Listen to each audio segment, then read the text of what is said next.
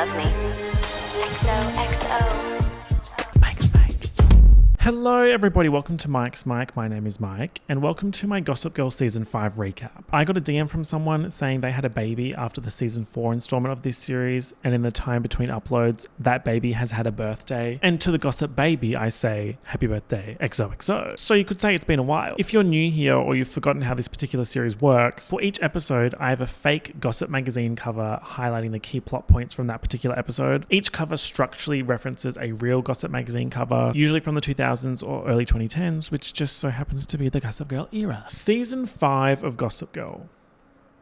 I have no words. I mean, I have over 2 hours of words, which you're about to hear, but I also have no words. So here is a word-free representation of how I feel about Season 5.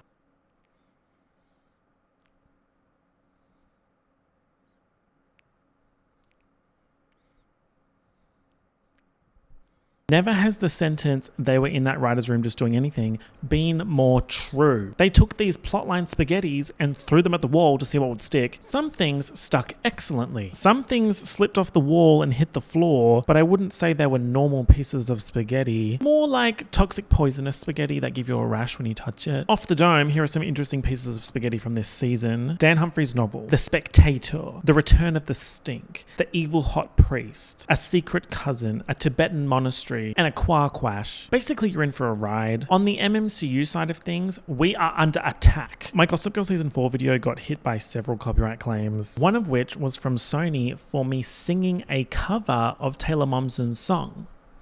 And when I contacted YouTube about it, they said, do you have written permission from the label to sing that song? So that's really good. These videos take me months and months and months, and then that happens, so I'm acting calm about it. This is me acting calm. That means there are no clips from the show in this video. So if I'm sounding extra verbose, that's why. If I farted right now on camera, I'm sure some record label would be like, well, actually, that's the starting note of XYZ song. So you're going to give us all the money that you're making from this video. I'd suggest watching the previous video in this series to really be up to speed for this one. But here are some short summaries from the end of Season 4 that might help refresh your memory. Vanessa Abrams found Dan's book manuscript, gave it to a publisher anonymously, and then dipped to Barcelona to potentially never be seen again. Prince Louis of Monaco proposed to Blair, who recently sort of maybe kinda had a thing with Dan. Sorta kinda. Dare crumbs. But she also had sex with Chuck in the finale and was going to call off the engagement to be with him, but then Chuck lets Blair go to be with Louis with his blessing so that she can have her fairy tale. Chuck also flipped out when he found out Blair was engaged. There was a glass in the face incident. Blair was also temporarily held hostage by a billionaire, and Nate was dating the billionaire's daughter. He's single now. Serena's unmedicated crazy cousin Charlie appeared out of nowhere and was running around New York City chipping away at access to Grandma Cece's trust fund. Turns out Charlie Rhodes is actually Ivy Dickens, an actress hired by Lily's sister Carol Rhodes so that Carol could access the trust fund. Serena needs a break from New York and turns up in California, stumbling into a career in the film industry in about 3 minutes flat at the end of the finale. In a bin in the bathroom between Blair and Serena's rooms is a positive pregnancy test. Someone is pregnant. Okay, so that's where we are at the start of Season 5. Serena is in LA working for a production company. She's gone from being extremely jobless a few seasons ago to Shakira's Zootopia Try Everything on Indeed, if you know what I mean. But you'll soon see that while she's employed, she's still very much jobless. Remember the distinction, look up the sacred texts. I think it was my Scooby-Doo 2 video. This LA job of hers that she stumbled on right at the end of Season 4 feels a bit out of place to me. Like, it feels a bit left of center that Serena would be the one working on film sets given the characters that are most into film are Dan and Blair. But Blair's busy being engaged to Prince Louis. And we need someone in the film world to set up the absolute shite with Dan later in the season. Oh my god. No, it's fine, you guys. Like, it's fine. It's a TV show. It's not real. It's opinions based. So Serena's in LA and she's got this mini boss who doesn't like her and doesn't want her getting in his way of impressing their big boss producer Jane. So he tries to sabotage her and get her fired. Let me gauge the interest in the room. We don't really care about him. We don't really care about most of them apart from Jane because they're not going to make it back to New York City, so why should we? His reasoning for trying to sabotage Serena is interesting though. He says he has student loans and rent, etc., and she's just doing it for a couple of months. Nepo accusations. Although she didn't get this particular gig through Nepo means. She just sort of turned up at the beach and was hot. Also, another interesting aspect here is that his character was introduced at the end of the season 4 finale and was sort of potential love interest vibes for Serena, but then he turned out to be a Serena op, which is kind of refreshing. It has like a little lemony twist to it. Anyway, his scheming doesn't work and Serena ends up being offered a better and more important role with the production company. Let's get a Blair update, shall we? She sent out her save the dates for her wedding to Prince Louis of Monaco. One for Serena, one for the money, one for Dan, one for Chuck, question mark. At the end of last season, he was like, I just want you to be happy. And if that's through being with Louis, then so be it. So she has sent save the dates to Nate and Chuck at the same time, and Nate holds on to Chuck's because he's not sure how he's going to take it. I think he's going to take it really well. Chuck's acting like everything is fine and he's saying yes to everything, which again feels very Shakira's Utopia. It's un petit crash out. He's trying to ignore the Blair of it all. He and Nate are randomly in LA on a houseboat, of course, which means they can hang out with Serena and come and visit her on set one day. I don't know how realistic it is that the underling of the underling on the set can just invite her friends. But that kind of thing hasn't really stopped Serena van der Woodsen before, has it? On said set visit, Chuck meets a stunt coordinator and they go for a motorcycle ride on dangerous roads. Dangerous roads, treacherous roads. And he's talking about some, I'm not scared of anything. Rock on, girl, whatever. Shut up. And he badly injures himself, but he doesn't give a fuck. But not in a nonchalant way, like in a severe mental illness way. He's all, I don't feel pain anymore, with an open wound in his side, bro. Serena invites Nate to a, let me grab my fringe, LA party. This is great for Nate because he wants to reinvent himself, and how else to shed your preppy New York it boy reputation than by letting your hair down, letting your hair down at an LA party and pretending to be an actor, question mark. Okay. Are you the guy from the movie about the thing in the place? Well, yes. Is this party in your house because you're a successful actor? Yes, it is. I hope you're enjoying it. In terms of the royal engagement of it all, there's the distinct othering of Blair happening. Louis's mother, Princess Sophie of Monaco, is like, well, no. Most of the Blairish things you want to do regarding your wedding, they're just not going to happen, are they? It's Monaco traditions, my love. You got to wear my dress. And Louis isn't standing up against his mother for Blair, which Blair isn't happy about. Dorota sees a GG blast come through on Blair's phone about a pregnancy test found outside the Waldorf building and deletes it before Blair sees it. Sorry, who the hell is going through Blair's building's trash? That is pure desperation for a story. We've all done it. We've all done it, right? Also, while this is happening, Blair is refusing champagne. So it's like, oh, are you the one that's pregnant? Because remember, Blair lives with Serena. But then at the same time, in LA, Serena is also refusing drinks. So Whomst is supposedly with child and Whomst is just making responsible decisions. At the LA party, Nate's continuing his lying expedition, and that includes giving a private tour of his home to a woman who, after they have sex, reveals the house is hers and is sort of like, okay, bye, but she's British. So it's like, okay, bye. This actress is Elizabeth Hurley. Elizabeth Hurley. I did some research and I think around the time she was filming this, she was dating Shane Warne, because at the end of 2011, when this was airing, they were engaged. That probably doesn't mean anything to anyone except my Australian viewers, and I love and respect you guys. Later on, this mystery woman played by Elizabeth Hurley is on the phone to someone saying that she didn't expect to make contact with Nate until New York. That's interesting considering she just fobbed him off at the party. Now, unfortunately, when you talk about Dan, oh my God, he is so annoying this season. So is his storyline. Remember at the end of season 4, Vanessa anonymously sent off the manuscript for his novel Inside because it was just too good. But Dan didn't want to publish it because everyone would hate him for writing about them. Miss Vanessa has left New York and now lives in Barcelona and is not in this season at all. Kind of crazy how multiple of these previously important characters have just been written out. But then again, she wasn't a fan favorite or anything like that, so I understand why they did it. So she sold Dan's story, and some of that writing has ended up in Vanity Fair. Inside is about the lives of people on the Upper East Side, with a protagonist, Dylan Hunter, who has the initials DH, right? Vanity Fair has published this anonymous excerpt because it possibly focuses on a person of interest, Princess to be Blair Waldorf. It's basically Blair Waldorf fan fiction written by Dan Humphrey. So once Dan finds out that that's his writing loosely about Blair in Vanity Fair, his plan to get it taken down is to involve Louis. Because surely Louis wouldn't want Blair fanfic out there either. This is happening at the same time that Louis is supposed to be taking Blair to some political event as his date, after initially saying he can't bring marrying her because she's not a royal. So Louis inviting her was going to be him compromising and semi-apologizing to Blair. So Blair's waiting for Louis, but he doesn't turn up because he's dealing with Dan's shit. Blair is fuming and Louis won't say what he's doing. So who does Blair turn to whinge about Louis? Well, Dan, of course. She turns up at the poverty loft to vent and hide out. She's like, I'm about to end the engagement because Louis is #spineless. And who also turns up at the poverty loft? Well, Louis, of course. Dan explains everything that's happening and Blair's just kind of like, wait, you were going to let me end the engagement and you knew why Louis stood me up. You're not a good person. And he's not. Dan stands. Explain that. So why would Dan do all of that? Well, later on, he's talking to Rufus about the story they got killed, and Rufus is like, I don't know why you needed to take it down. It paints Blair in a very positive light. And did that thing at the end really happen? The thing at the end of the fanfic being Dan's character having sex with Blair's character? No. Then some mail from Barcelona arrives, and it's a $10,000 check from Vanessa and a note saying, congrats on your first novel. Bruh. She's being annoying from the other side of the world. Like, you kind of have to commend that. Let's circle back to the pregnancy allegations. Turns out Dorota is pregnant with her second child with Vanya. Sweetie, that's what a stable relationship looks like. Many could learn. Okay, so neither Blair or Serena are pregnant. Red herring. Hold on. Blair's getting ready for a Vogue Paris shoot in Sophie's wedding dress. And the stylist says, how far along are you? Do people know?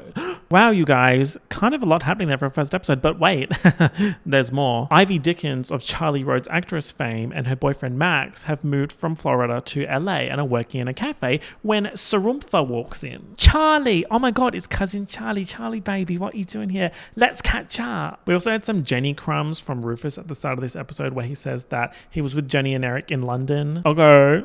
So let's see them. We don't see Jenny or Eric all season, and it's upsetting. There is a distinct lack of Jenny this season, and I don't like it. Episode 2 starts with pumped up kicks over Gossip Girl saying, rise and shine, Upper East Siders. It's time for your annual checkup.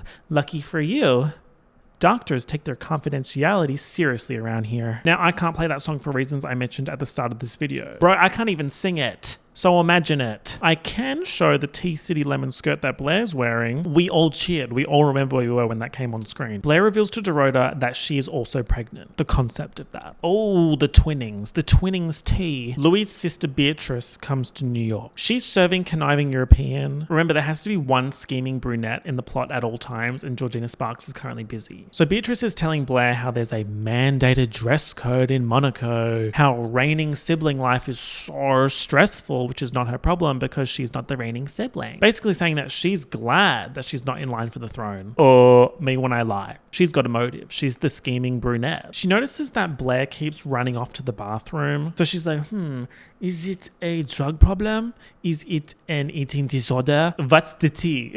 She calls Louis like, bro, your fiance has bulimia and I can prove it to you. Ooh, this jobless behavior. I do think young royals would be particularly susceptible to jobless behavior, as evidenced here by Beatrice. She coordinates some religious feast thing. I don't know, man. Point is, she's putting a bunch of food in front of Blair with Louis around to see what happens. Also at the feast, we meet a new character, Father Cavalier. This character, the bottom of the barrel scrapenings that are occurring with this character. What if there was a priest and he was hot and he was evil? Serena reckons she's staying in LA. Obviously, that's not going to happen. Hello, this is Gossip Girl. If you leave New York for more than 3 episodes, you are banished and you will never return unless to serve some sort of plot convenience. Now, Serena in LA does make a bit of sense considering the Lily and Sister Carol of it all from season 2, episode 24, Valley Girls. Remember that? The episode about Lily and Carol living in LA that was supposed to be a backdoor pilot for a series about the sisters when they were younger. I think we all remember that.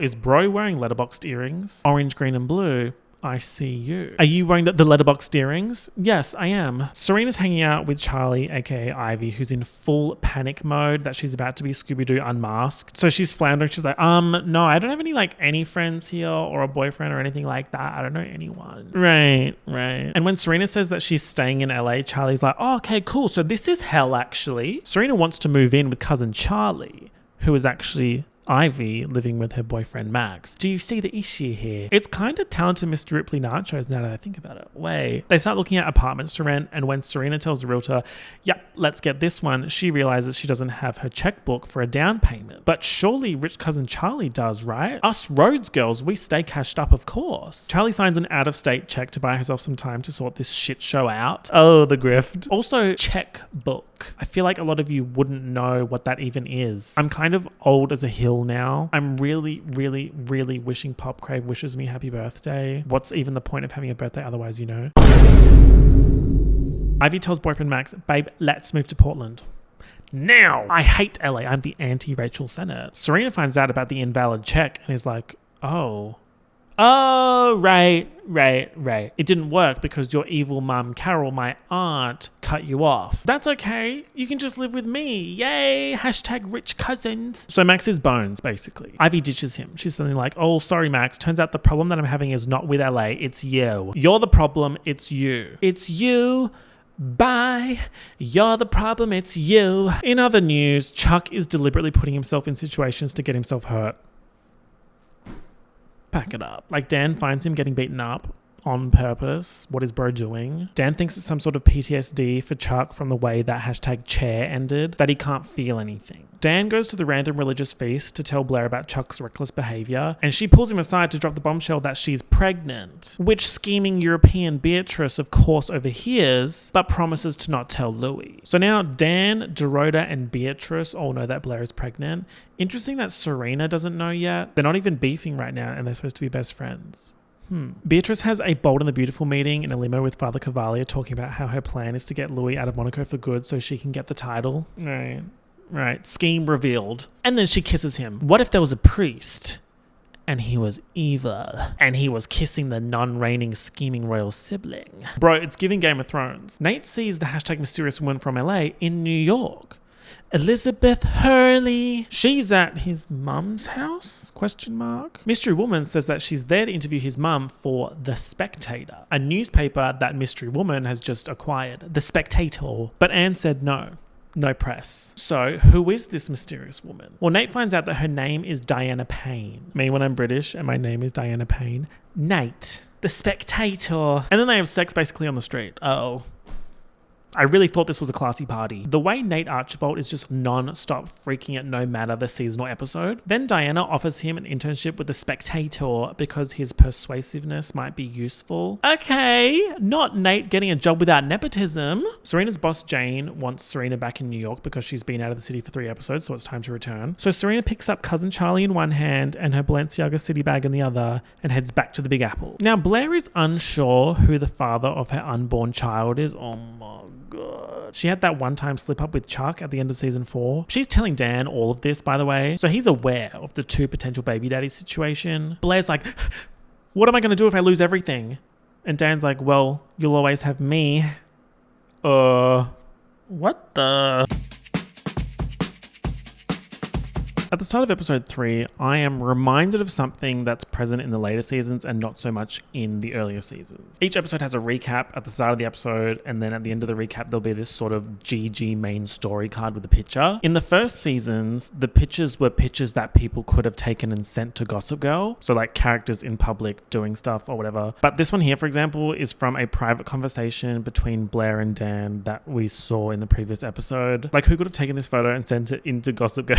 It's such an inconsequential gripe, and I keep going on about it every time I do one of these recaps, but it's breaking the illusion, and it was a perfect delusion. Anyway, Blair got a paternity test and she's avoiding the results. So Dorota gets Dan to make Blair face facts and look at the results. It's interesting that Dan is the one supporting Blair here and not Serena. Even more interesting considering how close Blair and Dan got last season. Watching a TV show and then the straight man starts becoming really good friends with the straight woman.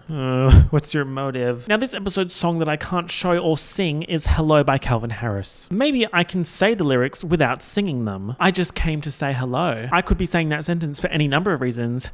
So try and copyright that, Sony. Oh, phony.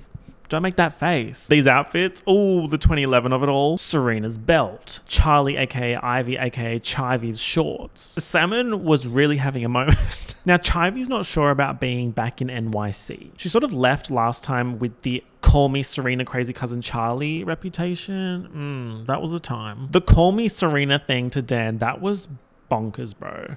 But like, that's in the past. Like, there's going to be something more bonkers around the corner. Serena's like, don't even worry about it, babe. Everyone goes off the rails sometimes. Real. Everyone's initially like, oh, hello, crazy cousin Charlie. And then they're just fine that she's around, including Lily, who's now finally involved in the season. Up until this episode, she was under house arrest, remember, for forging Serena's signature on an affidavit and getting that Ben guy imprisoned. Right. So Charlie's to and froing about staying in NYC. I like being rich, but I'm acting and Carol could end me with ease. Actually, if she tries anything, I'll just tell everyone how she hired me to pretend to be her daughter, Charlie Rhodes, so that she could access Charlie's trust fund. Okay, amazing. I'll just stay in New York City and keep conning. Ladies and ladies, Ivy is a hustler. And we have to respect that slightly. Hashtag the grind. Wasn't that the name of the cafe in Pretty Little Liars? The grind? Oh my God. Dan reads a GG blast where Gossip Girl says the Vanity Fair story is fact and that she knows who wrote it. We know that Dan wrote it and he's reading this GG blast like, shit! Gossip Girl knows I wrote it. And there's no one around to watch him read this blast.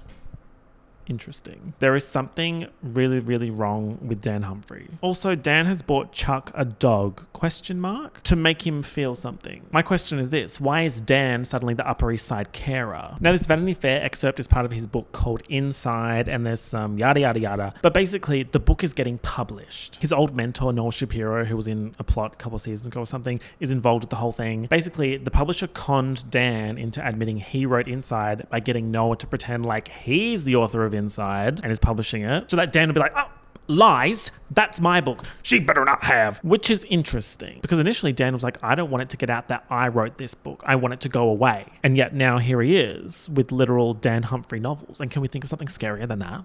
Than a Dan Humphrey novel? He now has this writer's agent, Alessandra Steele, who signs off messages like A from Pretty Little Liars. Get ready for the ride of your life, A. This is absolutely something A would have sent Spencer before the infamous Adam Lambert Halloween train in season 3. Or maybe Emily, and should read it and respond like this.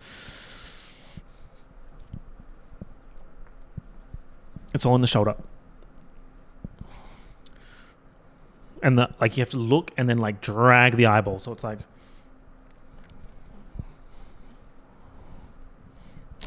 love that, diva. So now Nate Archibald is just doing journalism. He's interning at The Spectator with Elizabeth Hurley, doing a journalism. They do some journalism and then they have sex in her office. Nate Archibald is a random experience generator. This has fully come out of nowhere. He just picks a career and he's like, maybe I'll try this one. I would like to propose a question, okay? Will you marry me? No. My question is, what has everyone been doing this whole time? Dan, Blair, Chuck, Nate. Do they just not go to university anymore? That was such a big part of season 3-ish. Remember Hilary Duff threesome gate, of course. And there was such a kerfuffle with who ended up at which college, but that has all completely disappeared. Now they're all acting like they're in their early 30s, but they're supposed to be around 20, 21. It's really scary. Let me clutch my pearls. At least Serena still mentions Columbia. We still talk about you. The rest of them are like, so what does the word university mean? What's that? Diana gets Nate to do a journalism at a fashion show that is, of course, linked to all characters in some way. Said fashion show has a strict no phones policy. So you hand over your flip on arrival. Actually, no, by season 5, they're using touchscreens. It's giving early days of touchscreen phone. Diana gets Nate to get the phones and dig through them for tea. And I'm just like, hello, is this hashtag ethical? No. At least Nate has the decency to leave his friends' phones out of it. Although Charlie's phone gets lost because it was catalogued incorrectly, lost mention. So Diana has Ivy's phone, but doesn't know who it belongs to. It has some contacts, but then a lot of unsaved numbers. She's a real scammer, babe. A text from someone named Max comes through and he refers to Ivy. And Diana's like, Nate? Who's Ivy? Spectator, Nate.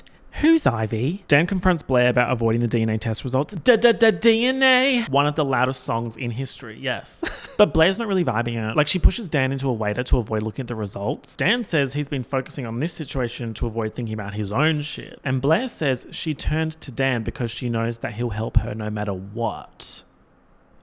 She finally opens the results. And the winner of the unborn baby is Chuck Bass, you are not the father. I just say anything, man. Like, what is that? She goes and tells Chuck, hey, doll, I'm having a baby with Louie. Wanted to tell you before you find out from someone else and wonder if it's yours. So that's kind of diabolical, but then it gets worse because on her way out, she says that a part of her really wanted it to be his baby. You can't just like say that. Good news though. Good news.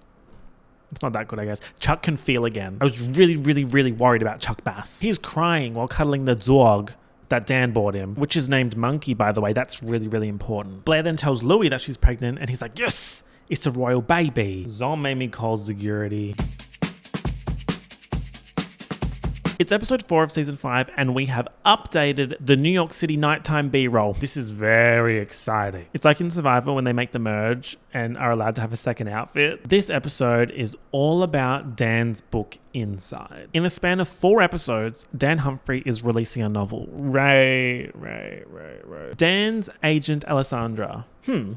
She's really giving me a hard time. She's talking to Dan about how good his book is and she says, the ending slays me. Like she says it like that. The ending slays me. Oh my God. Zom made me call security. And how does it end? The main character, Dylan Hunter, is all alone, no friends or family, 16 in the middle of Miami, after talking shit about all his Upper East Side oomphs. Slays me. This effing book, he's written about a bunch of Upper East Side socialites and they're very clearly based on his friends. If someone made a book about me, I would literally Bob Jiff. Excuse me? It's got some real stuff in it and then a bunch of made up stuff. Like he made Nate gay, which is so funny, but also so needed full stop new sentence. If we think about it, Nate Archibald should have at least had a bisexuality storyline or at least bisexuality allegations. Also, Dan merging Nate and Eric into one fictional character is interesting considering theories. Writing a book about people without their permission is a bit Ezra Fitz idiotic, if you ask me. Anyway, this book is having a release party. That was quick, but Dan hasn't told the people the book is based off that A, he wrote a book about them, and B, that it's being published. Now, in Serena World, we are dealing with something so uniquely Gossip Girl season 5. The company that Serena works for is trying to get Daniel Day-Lewis to sign on to a project, so she sends him a rose bush from Ireland to convince him. The concept of Serena Vanderwoodson sending Daniel Day-Lewis a rose bush. Also, Serena's boss Jane is stunning and also Lola Fish-esque, and not many could do that. Meanwhile, Diana and Nate have the phones they stole from the party in the last episode and are just going through them looking for dirt. That's such a journalism. Dan assembles his Avengers to tell them that he wrote a book about them. Blair, Chuck, Serena, Nate, Rufus, Lily, Charlie, the gang's all here. Nate's like, oh, hey Serena, do you happen to know someone named Ivy? I have her phone and she has your number in her contacts, saved without a name, by the way. Charlie's in the background like, oh, rat roll. Nate's about to give Serena Ivy's number to check who it is in her contacts, which would blow everything up. But then Dan drops the inside bomb, as opposed to the outside bomb, of course. They're all like, oh, yawn. Oh. I'm sure it's not bad at all. Like, that's so fine. See you at the release party, babe. And Nate doesn't care that Dan wrote his character as gay. He's just concerned whether his character has game. And that right there is an all caps ally. Now, advanced copies of Inside are already being distributed around the city, including at Serena's work. She's typing at her little computer like, yeah, my ex wrote it, whatever. And they're all like, are you Sabrina? Dan Humphrey, you are so stupid. Dylan Hunter, Sabrina, oh my God, bro, be for real. Anyway, it sounds like Daniel Day-Lewis's team read Inside and has worked out that Serena is Sabrina and pulls out of the project. So it sounds like Dan didn't really write her in the best light. Shallow, self-obsessed, floozy, chop host supreme. Like, oh my God, that's your literal stepsister situationship. Keep it classy. Blair tells Louis to not read Inside because Dan probably wrote a hit piece on her too, but he reads it anyway and he's fuming. Then Blair reads it and starts to fume too. The cause of the fumery? Well, Dan's character and Blair's character have sex at the end of the book. Let me clutch my pearls. And what about Chuck in the book? Well, his character dies lonely. Dan said fuck everyone, basically. So they all turn up to the release party to end him, as they should. Oh, Dan Humphrey, the weasel that you are. Serena could lose her job. It is so funny because when she's going off at Dan, she's like, do you even remember the girl that you fell in love with? Or just that she got so drunk on Thanksgiving that she got grazed by a taxi? Or that she got married in Barcelona? Or slept with not one but two of her professors? She just keeps going and going like, okay, greatest hits on a roll. There really is only one Serena van der Woodson. Blair could lose Louis because he thinks that she and Dan really did have sex, which they didn't, but could you imagine? Could you imagine that? Could you imagine Blair and Dan as a couple? Even Rufus, who at this point is like part of the Real House Husbands of the Upper East Side, not really contributing anything to the plot. He's like, Dan, I read your book and you wrote me like some loser. Oh, I see what you think of me. Dan Humphrey should be shot. It's just my opinion. Yeah, it's still opinions based. Some people have more popular opinions than others. Also, don't you reckon this all feels like a test run for revealing Gossip Girl? Like, oh look, this person's been running their mouth about you all and now you know who it is. Charlie manages to weasel her way into Diana's office with Nate by being like, oh, I think I remember an Ivy from the party. Maybe if I saw a picture, I could ID her. Let's go to Diana's office where she's got the phone and I can ID her in there maybe. Obviously her plan is to steal the phone back, which she manages to do. But then Diana's like, Nate, who the hell is that? ? Diana works out that Charlie is Ivy. Elizabeth Hurley. She's uncovered in 5 minutes what these idiots haven't worked out in 10 episodes. She confronts her and Ivy spills on impersonation Chella and Carol's scheme and that she's back in the thick of it now, but not because of the money, because she feels like she belongs. And that's something that she's never had, and now she's got that. But babe, it's all a lie. A monstrous lie. Also, come on. It's a little bit the money too. Diana's like, yay, this is so excellent because now I can blackmail you. Sorry, I mean protect your secret. You just have to work for me. Elizabeth Hurley. Blair finally tells Serena that she's pregnant. She'd been trying all episode before the inside shite went live, but Serena's been trying to send Daniel Day-Lewis a rose bush, so she's been a bit busy. Blair and Louis patch things up, but it's not looking good for them because he's just constantly wary what new drama the BCU will bring. The title of episode 5 is The Fasting and the Furious. Come on, man. We get an education crumb in this episode courtesy of Blair's mother, Eleanor. When Blair announces she's pregnant, Eleanor says, you're still in college. Well, apparently not, babe. There will not be a single red bottom stepping on campus all season. Also, the Blair pregnancy plot. Blades of Grass be like. I don't know about it, bro. In my opinion, Blair should be at the club. Same with the whole royalty plot line. She should be at the club. So now both her family and Louis' family know that she's pregnant. Louis' mother, Sophie, is like, yay, royal baby. But Louis' scheming brunette sister, Beatrice, is like, Mum, Blair is not going to follow Monaco traditions. I'll read the baby. She's bad news. Remember, Beatrice is scheming with the hot priest. Blair wants to have the baby in New York. Sophie says Blair has to have the baby in Monaco. Blair wants the kid to grow up in New York. The royal family says the kid has to go to boarding school in Switzerland. Shark Tale producer boss Jane wants Serena to secure the film rights to Inside, to make up for Serena screwing the Daniel Day-Lewis deal. The concept of Dan Humphrey releasing a book and the film rights being bought immediately, his random success is really pissing me off. And yes, I will acknowledge that I'm being a hater. When his agent Alessandra is working out who to sell the rights to, she says, I have Harvey Weinstein on the other line. Oh. That's not... I wouldn't be publicizing that. Dan wants to help out his stepsister situationship Serena, especially after how he wrote Sabrina, so he agrees to let Serena's production company have the rights, but then gives a vague TV interview about how there's lots of interested parties. So Serena's at her desk at work pissed. So pissed that she fobs off Blair's repeated attempts to vent about Louis' overbearing family. And what's Blair's response to Serena being too busy to talk to her? Call Louis and say, well, looks like everyone else is moving on with their lives. Guess I'll just ruin my life and move to Monaco then. Because Serena ignored her for one day. That's so me. Agent Alessandra is wheeling and dealing and apparently about to sign a deal with Harvey Weinstein. when Harvey's office calls and cancels the deal because Dan already gave the rights to Jane, Serena's Shark Tale Lola boss. Serena called Harvey Weinstein's office and told them that Dan had signed with them, which he hadn't. The way she just does anything. Dan calls Jane like, what the hell is with this false leak? And Jane's like, I would never do such a thing. Serena. Now no one else wants the film rights for the book, so Dan does give them to Serena. Girl, whatever. Now Mr. Chuck Bass is on a healing journey of sorts. He's now got a psychologist, yay, but he's trying to sleep with her. Oh. He asks Nate for advice and says, you speak, old lady, what's my play? Meanwhile, at The Spectator, Diana and Nate are doing a journalism. They're launching the Spectator website. But just before they do, Gigi sends out a blast saying a new rival stole phones for information, which is tea. She really said there can only be one source of gossip in this town. Mind your B. As Brittany said, if Diana makes the site public, everyone will know that Gigi was talking about The Spectator. So it's pausings on that. Diana thinks the person who leaked info to Gossip Girl was recent blackmail-y Ivy. So she's like, if you don't bring me a piece of gossip juicier than your scam, then you will become the news. I really enjoy blackmailing Gossip Girl. It's always a little bit of fun. Also screaming that for most of the episode, Nate's job is to just go on Gossip Girl. Like he's sitting at his desk scrolling on Gossip Girl and getting paid to do it. Don't forget, Gossip Girl does this for free.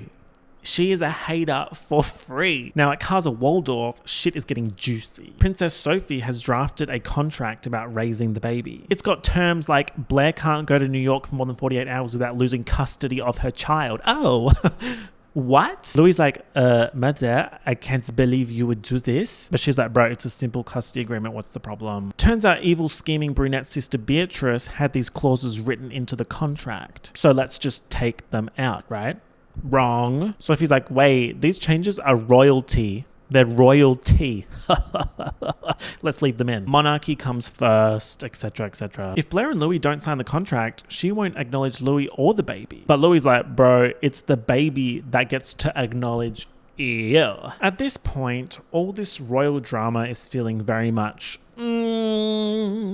why is this happening? Why am I talking about a monarch potentially refusing to acknowledge her grandchild? I should be talking about Serena and Blair at the club. Like, what is happening? Anyway, Eleanor is very supportive in this episode, so let's celebrate that. She's telling Blair that she'll be a great mother. Eleanor really doesn't get much screen time this season, so enjoy the 3 seconds you get. Serena apologizes to Blair for ignoring her and says that she was actually mad because Blair was the star of Dan's book, not Serena. Blair's like, it's fiction, babe, it's fiction. And Dan tells Serena that yes, there are parts of you in Sabrina, but Sabrina is not all that you, Serena, are. Such a lovely thing for him to say after writing shit about his friend. Louis has sort of chosen Blair's side in the Blair vs. Royal Family debacle, and he says that she's his only family now. I think that that is going to end really well.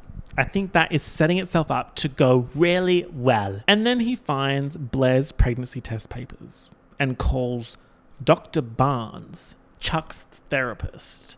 For what? Ooh, there's also a juicy Diana development here. At this point, we don't really know much about her except that she's British. Spectator. Nate. During her blackmailing Ivy era, Diana got Ivy to steal Lily's folders from the Vanderwoodson safe to try and get some tea. The folders that were in previous seasons that have information on everyone in the family, including Bart Bass, Fart Bass. Well, Ivy gives Diana the folders, and she sneaks something out of the Bart one. It's a picture of a girl that resembles her, Diana, and she burns it.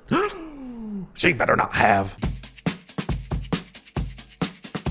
At the start of episode 6, Blair is serving Gru in that she is assessing her minions. Bob, Stuart, and Kevin, of course. She's doing bridesmaids tryouts, dressing a mannequin, running in heels with champagne, all important things. This is funny, but ultimately ridiculous and actually kind of sad because she low-key hates all of her minions, and yet they are the ones that are going to be her bridesmaids. Bro, at least the minions are back in some capacity. We haven't seen them in a while. Plus, we've got minions from different eras. We've got Cardi and Penelope from high school, and then Jessica from college. It's low-key Minions eras tour. Also competing is Charlie. She's delivering a party invite from Diana for Blair. Remember, she's being blackmailed to work for Diana. And she's like, oh, can I try out? And Blair's like, yeah, okay. I don't think that's realistic. Like, bro, Blair hated Charlie last season. Then again, she hates all her minions. So Blair's also got this fuck-ass hat on. That's really important. Dan's book debuts at number 9 on the bestsellers list.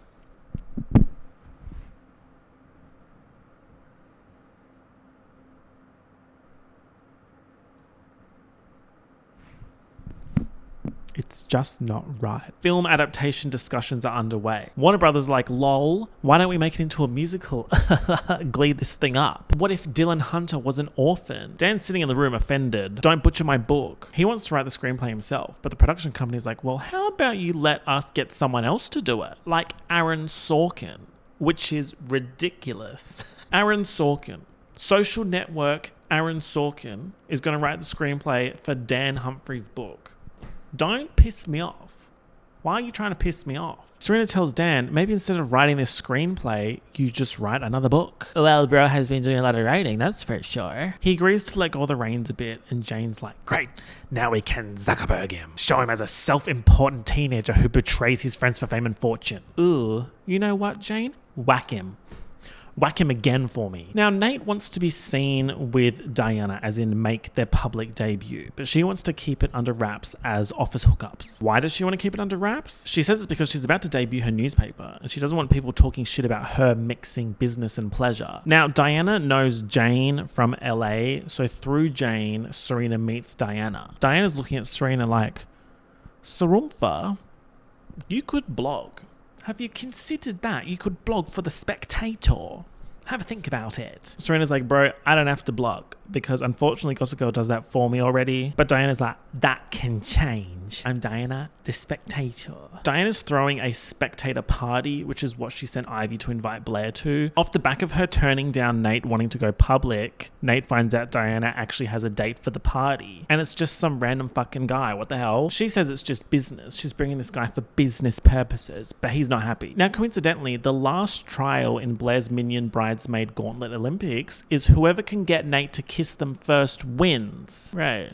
And conveniently, Charlie is in the running. So she calls Nate like, hey, aren't you trying to make someone jealous? Why don't you take me to the party? She doesn't know that Nate's someone that he's trying to make jealous is her boss, Diana, who is actively blackmailing her. Right. So why the hell was Louis calling Chuck's psych? It's because he wants her to turn Chuck back into a monster so Blair doesn't fall for him again. Oh, that villain-ass behavior. Also, the concept of paying a psych to make one of their clients regress so badly he doubles back to being a horrible person. Imagine a psych, but they're being evil. So she keeps bringing up Blair to Chuck in these sessions. Like, wait, remember how you lost Blair? Even though you're saying you've moved on, remember how you lost her? Lost mention. He's not really responding to the bait, and he's successfully on his #healing journey, and she doesn't want to literally ruin his life. So she texts Louis like, bro, I can't be your evil minion. Chuck then overhears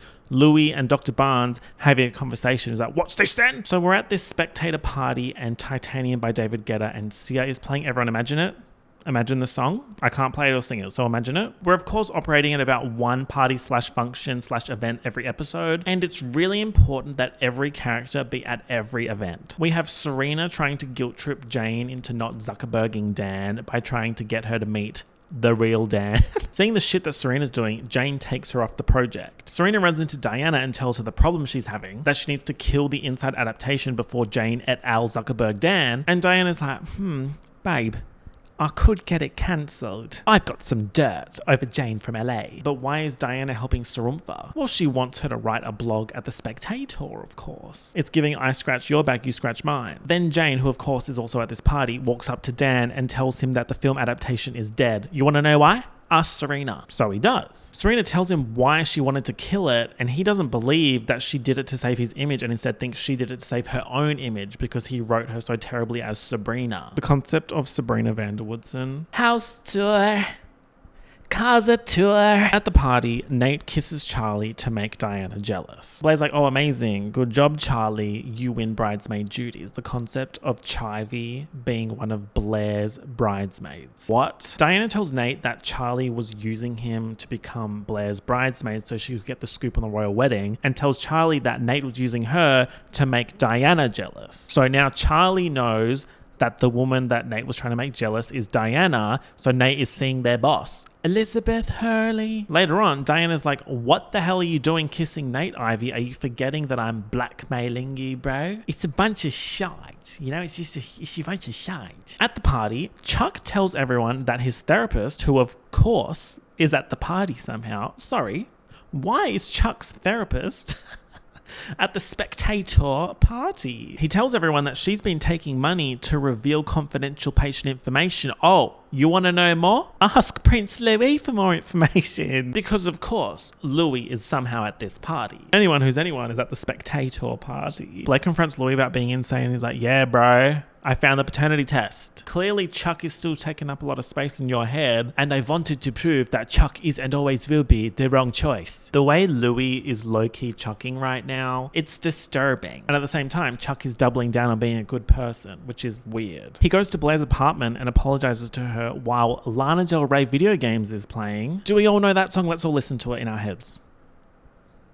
Oh no, I hope Sony doesn't copyright me for moving my shoulder on beat. Is it obvious that I'm mad about that? He's apologizing for everything. For losing it the night Louis proposed. For not telling her that he loved her. I'm sorry for treating you like property. Yeah, remember that? Blair thanks him and they have an adult conversation where they're basically saying goodbye to each other again. And Chuck says that he's going to take care of himself now. I bet that's the end of that and they're both going to move on, right? Jane fires Serena. Her movie studio era is over. Diana again offers her a job at The Spectator to do a journalism and to take down Gossip Girl. Oh my god, a Gossip Girl specific plot point? At the start of episode 7, Blair and Louis are giving each other space. But are they holding said space? Chuck's apology has left Blair rattled. She thinks it's all a play to get her to change her mind before her wedding. He's going to charity events, saving ducks at the dog park. It must all be a scheme, right? Like, surely he's only being nice in situations where he knows Blair will see him. So Blair decides she has to expose him. What she should be doing is her exam study. They should all be studying. In other news, Nate and Diana have gone public. Nobody moved. Diana's on the phone doing shady phone calls. She does this all season, and it's to different people about different things. This time she's saying, I will succeed in taking down Gossip Girl. Who the hell is she talking to this time? When we find out later, it's like, and why the hell would that person care about taking down Gossip Girl? Giuseppe Girl. I don't think this person has beef with Giuseppe Girl. Serena is now blogging for The Spectator. Her blog is titled S by S. Her job? End Gossip Girl. Outside the Spectator office, she runs into Max. Remember Max? Ivy's ex-boyfriend. He's in town looking for Ivy. Oh, that's disastrous. Serena doesn't know who he is though, besides a hot chef. And guys, why the hell wouldn't Serena van der Woodsen pursue a hot chef in New York City? Charlie and Diana are also telling her to get on Gigi's radar, make a scene, and then tell the story herself. So she's like, you know what, hot chef? Why don't we go on a date? You hear that, Gossip Girl? I'm going on a date. Blog about this, you mole. And then I'll undercut you with my version of events. Diana tells Charlie to follow Serena and tip off Gossip Girl with a picture. When Ivy sees that the mystery hot chef is Max, she is in full panic mode. I'm skipping a Charlie, Nate, Diana blackmail love triangle subplot because whatever. But it's about now that I decided I actually like the Ivy, Charlie, Chivy storyline after a bunch of episodes of hating it. That poor girl must have crazy anxiety. Imagine being in her situation and then fucking Max turns up on a date with Serena. Oh my god. I think I like the storyline now because it's a bit of fun and reminiscent of earlier Gigi storylines, because now we got shite like royal family beef and Dan's sudden bestseller author arc. Speaking of, Inside fell outside of the bestsellers list and the movie isn't happening. And the book tour is flop city. Dan Humphrey, your career is boned.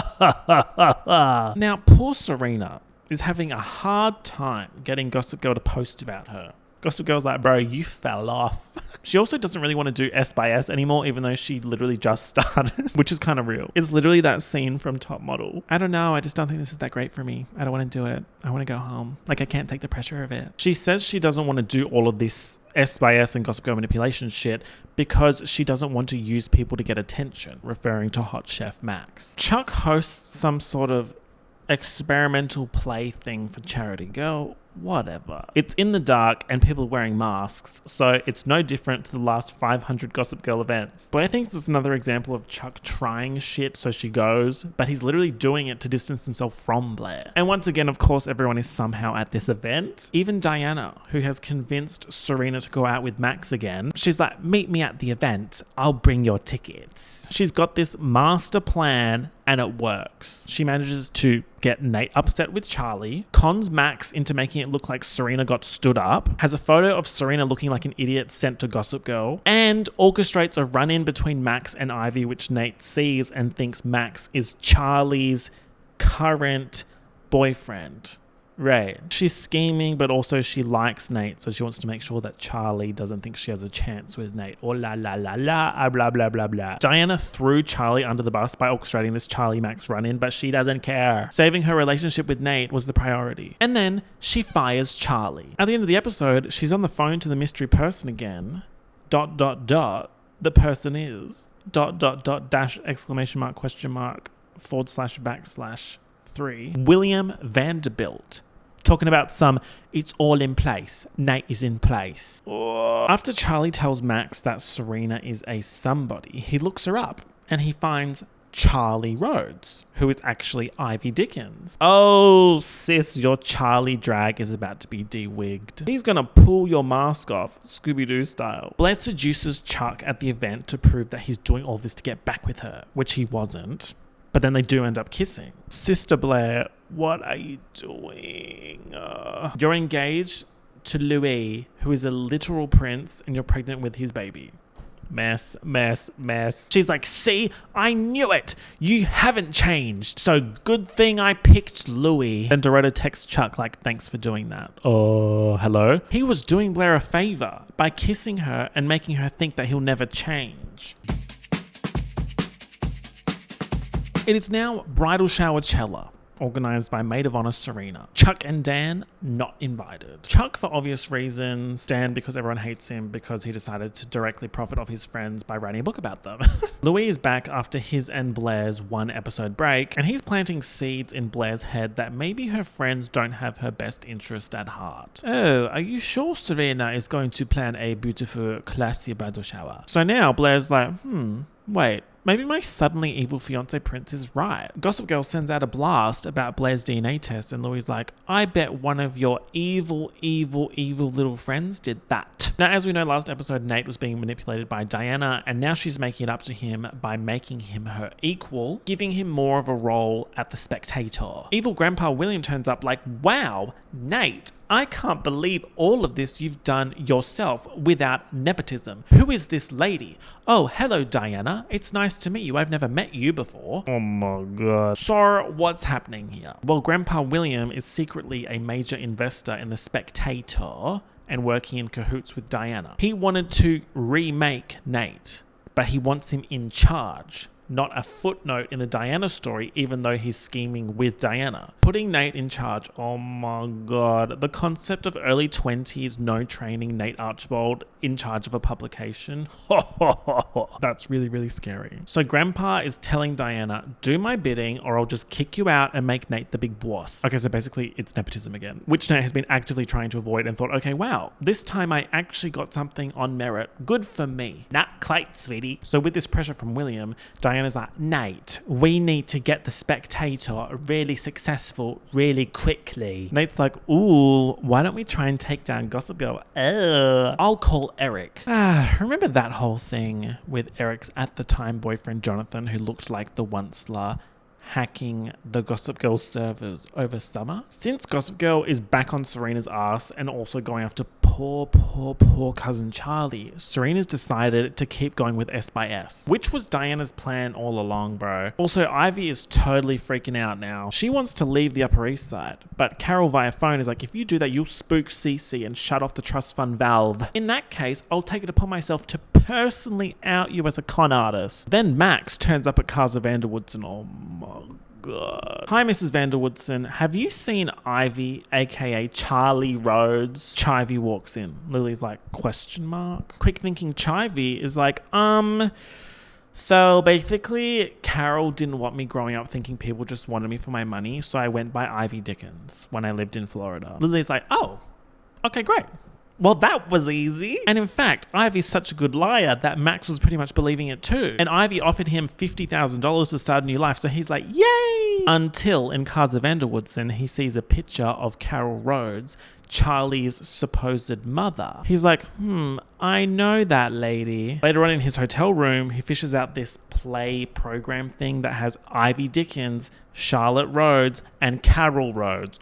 Ruh-roh. Now back to Nate, okay? Via Eric, Nate has somehow got a list of Gossip Girl's sources. His plan is to leak it so that no one would want to submit anything new because they'd get found out, which would effectively defeat Gossip Girl. It's a pretty good plan, but Serena doesn't want him to release it because she and all their friends have submitted countless tips. Ooh, so they've been talking shit about each other this whole time. Imagine you've got your group of friends and someone's blogging about you all and you're sending tips about your friends to the anonymous blogger. Oh my god. Serena's actually sent in so many tips, which is so funny. Mind you, Nate has sent 0, but he says he won't leak the list and won't let Diana leak it either, even though she thinks this is exactly what they need to defeat Gossip Girl. Louis sees this list of sources on Serena's computer at Casa Waldorf and he's like, he uploads it to the Spectator site from Serena's computer. So he's rotted basically, but he's doing this to prove to Blair that all of her friends are toxic or some shit. Now it turns out Serena has organized the perfect bridal shower and was stringing Blair along thinking it was a food truck and jeans affair. They've reactivated their sisterhood. But at the start of the episode, we had Evil Prince in Blair's ear saying how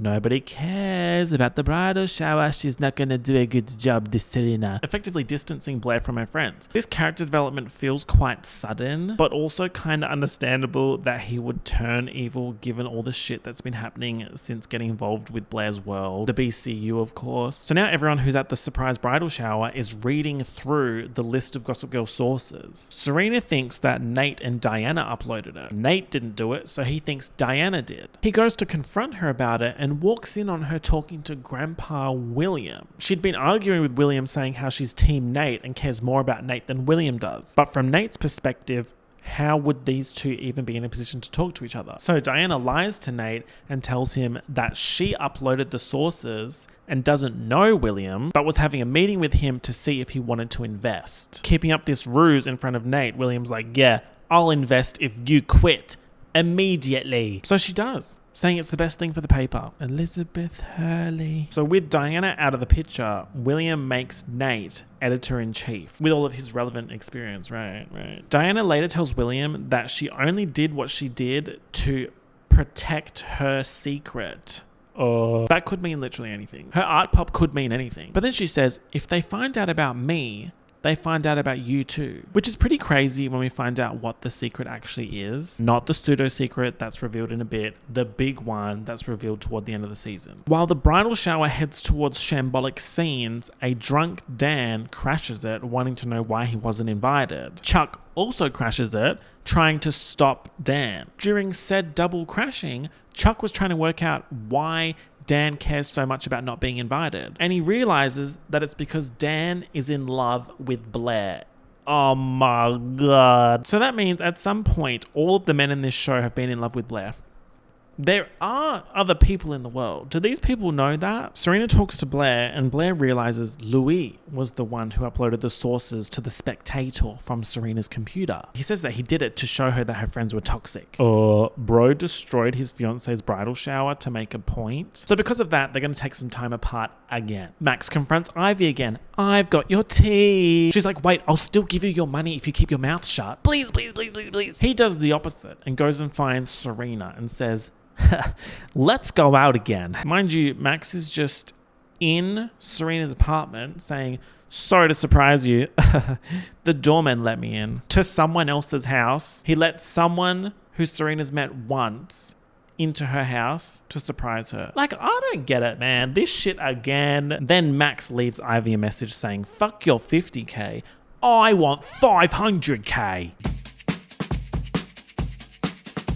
I just want you guys to know that yes, obviously I'm filming this video in sections. And before I start recording, I do a vocal warm up and at the moment my vocal warm-up is Paige singing in Pretty Little Liars when she goes, "I guess I just lost my husband."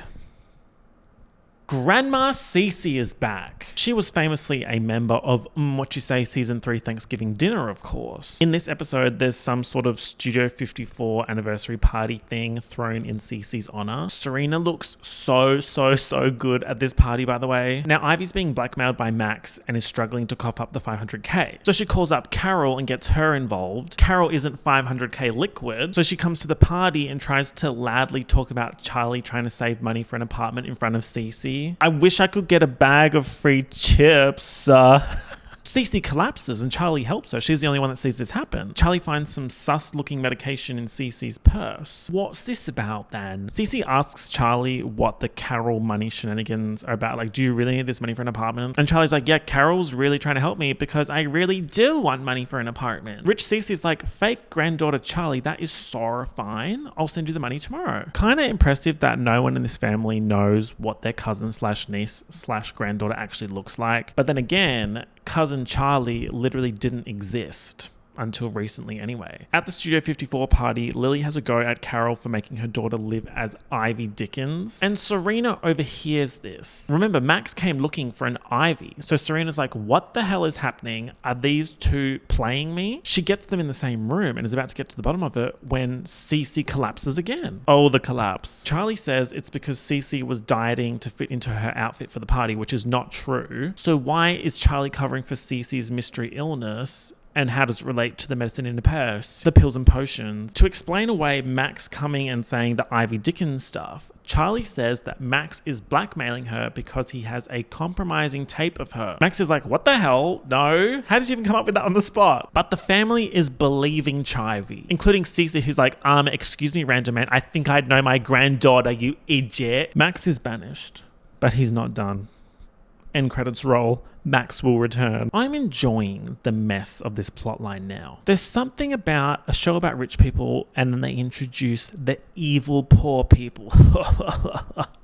Meanwhile, Dan is obsessed with arguing with negative reviewers online. Basically, Inside has haters. This storyline is so ridiculous. Dan tracks down one of his haters with a username called I Hate Humphrey to their address. So he doxes them, right? The way I'm kind of the anonymous account known as I Hate Humphrey posting Dan Humphrey shade. So he goes to this address to confront this hater. And the person that lives there is his agent, Alessandra.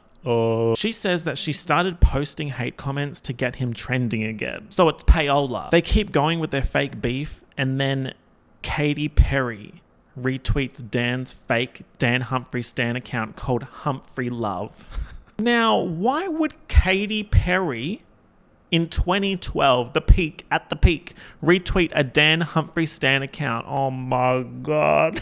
Also, Dan and Alessandra switch roles for a bit and he writes Dan hate tweets and she says, impressive work. To which he says, I've been at this a while. Writing hate tweets. You've been at this a while. Now, Nate is early 20s CEO of journalism at The Spectator. A tip comes in that his cousin Trip's wife is cheating on him. Trip! Red one! Convict gaga! Maybe that would hit more if I do it in a chipmunk voice. Trip! Red one!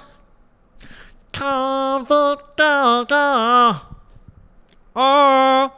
Wait, the copyright. No.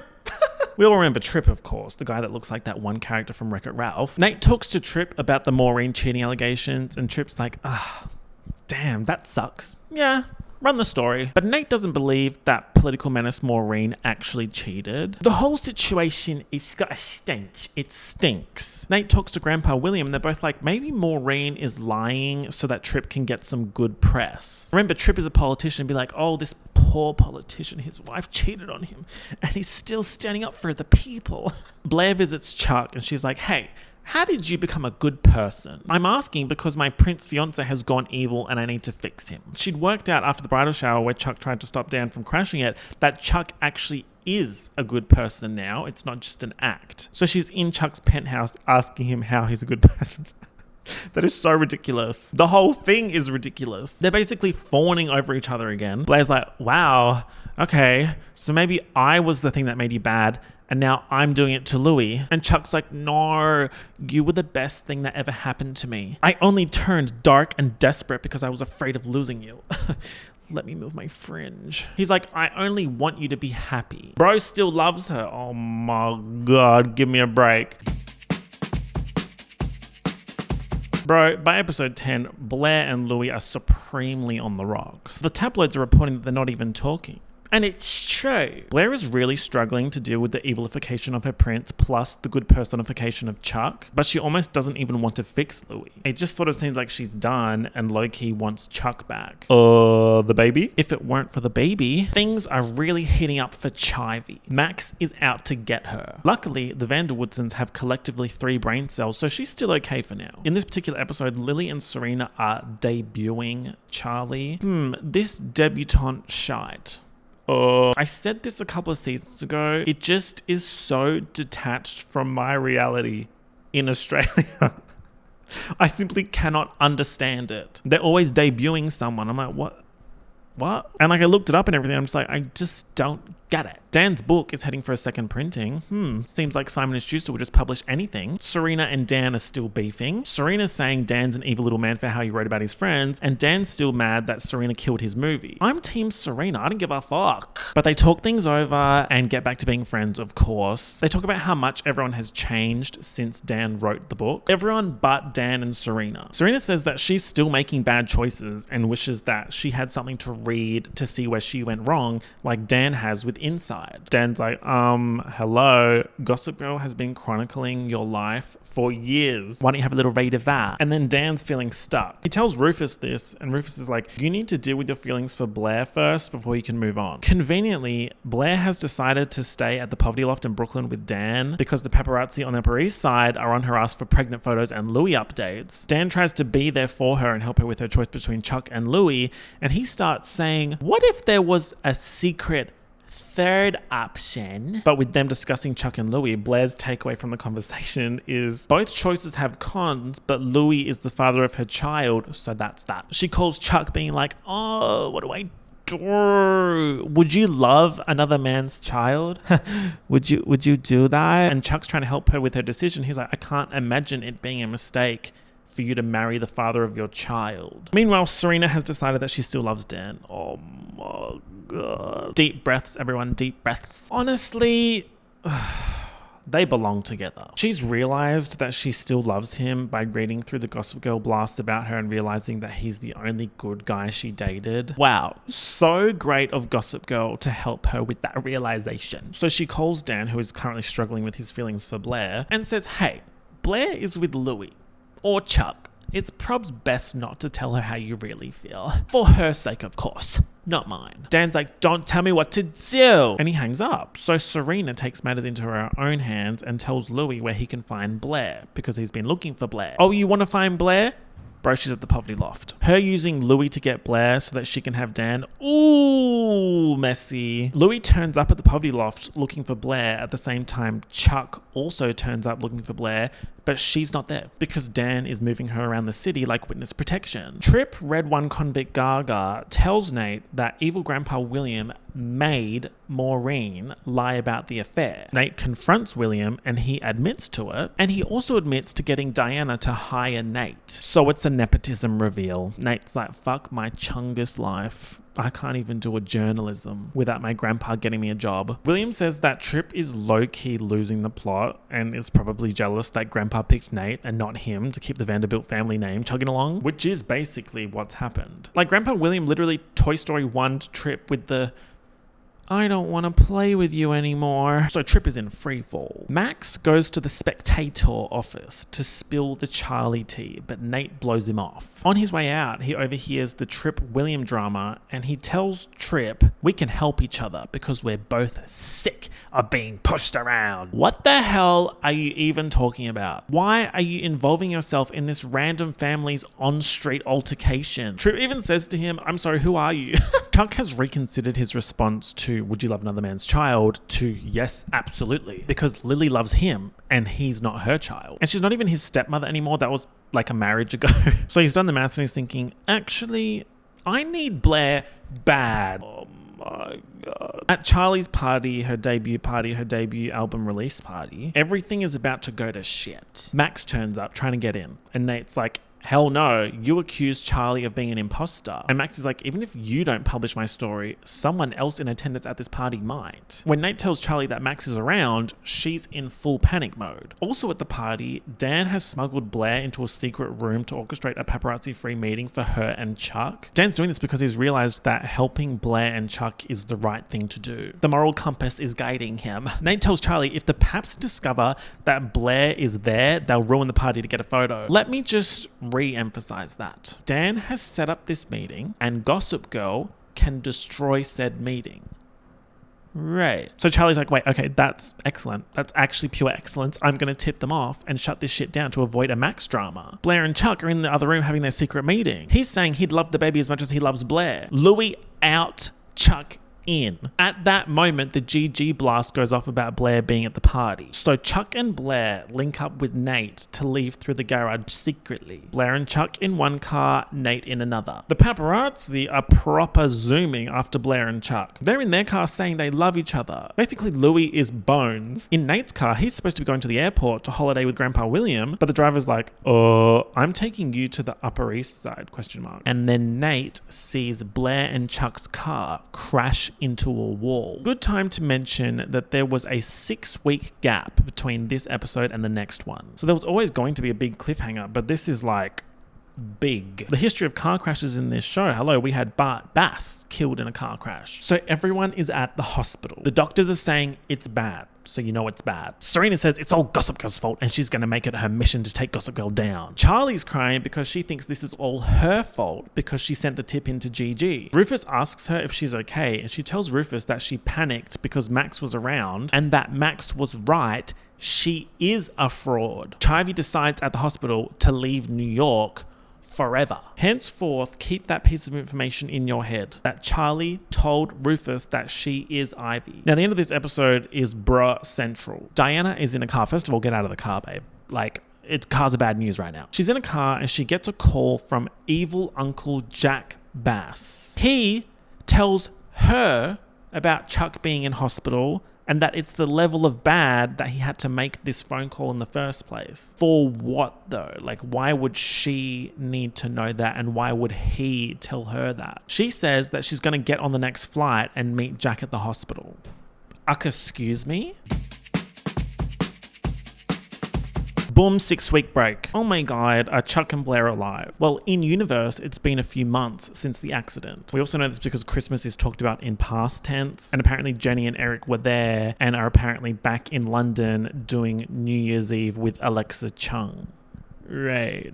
Interestingly, Gossip Girl has not been posting since the accident. Chuck and Blair are okay, but Blair has lost the baby. That's so hectic. And also feels a bit heavy for Gossip Girl, I feel. Not that there haven't been hectic storylines before, but like, oof. Chuck and Blair aren't speaking, and Blair is obsessing over wedding preparations, so it looks like she's still getting married to Louis despite the pre-crash antics with Chuck in the car. It seems like she's 180'd and has completely cut Chuck out of her life, but why? She's also isolated herself from Sarumpha and randomly goes out at night by herself all the time. So what's happening? Where is she going? What's she doing? She's actually hiding away at Dan's poverty loft. And she's doing everything with Dan. Like, she won't let Serena come to Vera Wang with her, but she will let Dan. The wedding dress try-on scene is actually so sad because she had this dress made custom for her, assuming she'd be pregnant at the wedding. Luckily, Vera Wang has some other dress options available. She also has speaking lines in this episode, which is fun. I feel like most of the cameos in this show just like they appear. From Chuck and Louis' perspective, when they find out that Blair has been spending all this time with Dan, they assume that she's cheating. She's not, and Blair finally tells Serena everything. She talks about how bad things were when the crash happened. She and Chuck were taken to hospital, and Chuck had severe injuries and wasn't waking up, and his body rejected a blood transfusion. So Blair prayed to God in the hospital that if he lets Chuck live, that she'll keep her vow to Louis. Then a nurse walks in and tells her that Chuck is awake. So that is why she's been avoiding Chuck. Bruh. What? This goofy ass shit. At least Serena's like, well, I think he survived because of modern medicine, actually. Also, this is what Blair's been doing with Dan, going to church. It's kind of religion-chella this season. Now, Charlie has not been seen since being at the hospital telling Rufus she really is a fraud and running off. Interestingly, he hasn't told anyone about that. Oh, Poofus, you're really starting to piss me off. Lily hires a private investigator to look for missing niece Charlie. The concept of hiring a PI to look for your niece, that is a level of rich person behavior that is just not achievable for most of us. The PI says that Charlie Rhodes never left New York and she's at Juilliard. So Rufus and Lily go to Juilliard to see Charlie Rhodes. Except this isn't Chivy. Would the real Charlie Rhodes please stand up? Lily's like, wow, that's so interesting that there's another Charlie Rhodes in New York that looks like my family, even with all these allegations of Charlie not being Charlie. LOL. I guess my private investigator is an idiot. Sorry, random girl. We find out at the end of the episode that this is the real Charlotte Rhodes, who goes by Lola. That's her with her mum Carol. She has no idea that she just ran into her real aunt who owns several Birkin bags. Back in journalism world, Serena is working for The Spectator, writing her column S by S. Because Gossip Girl is on hiatus, people are desperate for gossip and have actually been sending their tips to Serena. Then someone anonymously texts Nate, implying that the paparazzi didn't cause Blair and Chuck's accident. Anonymous texts, of course, giving very much lasagna box. So Nate does some digging. The driver of the car that crashed tells him that it felt like his brakes had no pressure. Nate does some more digging and finds out that Blair and Chuck got in the wrong car. The dodgy car was meant for him. Oh my god, but who dodged it? Now, The Spectator is the source of this episode's compulsory event. It's some end-of-year party thing. When Louis and Chuck are trying to prove that Blair was cheating with Dan, Louis adds a slide to the superlative slideshow The Spectator staff have organized for the event. Most secret affair. Grow up. Idiot. Sorry, this slideshow, the Nicki Minaj best and worst. So religious psychosis Blair is willing to do anything to keep Chuck safe, including pretending that she had an affair with Dan. But she doesn't have to, because Serena tells Chuck and Louis that she, Serena, is back with Dan and Blair was covering for her. Right. I mean, that doesn't really explain away half of what Blair's been doing, but sure. It's a bit of a double win for Serena because she helps Blair and also pushes the Dan-Serena agenda further. Remember, she recently realized she loved Dan. Dan's going along with the lie and tells Chuck, yeah, like, we didn't want to tell anyone yet because we weren't sure, and you're kind of like her brother. To which Chuck says, so are you. Ooh! A quick moment for Chuck's leopard print collared suit. He ate that one thing. Lasagna Box Texter and Nate are working together to work out who sabotaged his car. Lasagna Box Texter is Gossip Girl. She might not be blogging, but she's still contributing to society. Gigi is proposing a Tate McRae tit for tat. I help you, you help me. And shows Nate evidence that it was Trip Red One convict Gaga that got Chop Ho Max to sabotage his car. The concept of killing your cousin because grandpa likes him more, just supremely jobless. And he admits to it. He also says that Max conned him and took the money to do the job and then didn't drain the brake fluid, so Trip went and did it himself. He needs a hobby so badly. Also, he should be supremely dealt with. He literally caused Blair to lose her baby. In Blair World, it is just unrequited love extravaganza right now. Blair is telling Chuck, you're such a good person, and we can't be together, but I still love you. He's like, why can't we be together? And she's like, bye, doll. This Chuck transformation. He still has the dog, by the way. How do we humanize the morally corrupt Chuck Bass? Give him a dog, of course. Also, at this point, hardly anyone supports the marriage between Blair and Louis. Serena and Dan both think that Louis isn't right for Blair. Dan, of course, has an ulterior motive there, being in love with Blair and all. But they're going along with this Dan-Serena fake relationship for Blair's sake. The publicity of this relationship has actually been great for both of them in their careers, for Serena's blog and also for Dan. His publisher is pushing him to write a second book, but with Serena so in his circle right now, they'll probably want an Inside Part 2. Inside 2. Outside. Now, the hot evil priest that's dating Beatrice is back. Hey! He's in the confessional booth with Blair, pretending he's her usual priest and getting all the tea about her still being in love with Chuck. Also, his name is Father Cavalier, and in this episode, he says Cavalier.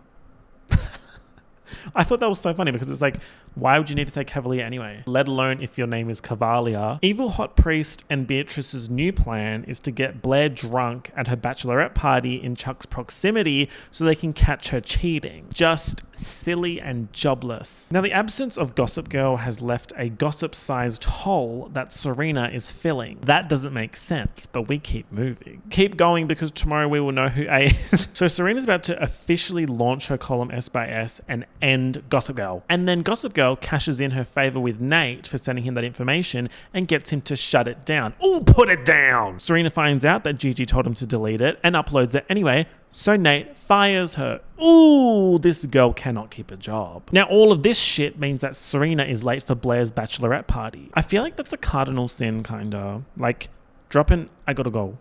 And get your ass to the bar. Don't piss me off. It's your best friend's bachelorette party. In Serena's absence, evil scheming brunette Beatrice has assumed organizer duties and is trying to set Blair up. Drunk Blair is running around with a joint in her mouth while I'm Sexy and I Know It and Party Rockers are playing. Police officers are like, excuse me. And she thinks they're strippers. So she tries to grab their guns and gets arrested. As we know, it is of course compulsory for at least one diva to be arrested per season. That's very, very important. There aren't any charges pressed, of course. I love the scenes of Blair partying because this whole season, all I've been thinking throughout her plot points is she should be at the club. Beatrice somewhat goes back on her plan to ruin Blair and buys the phones of everyone at the bar who took photos of Blair getting arrested. She had a change of heart because Blair tells her that it's not all black and white and she really does love Louis even if there's rumors of her still loving Chuck. So Beatrice ends her plan with the hot priest. He calls her mother Sophie and tells her,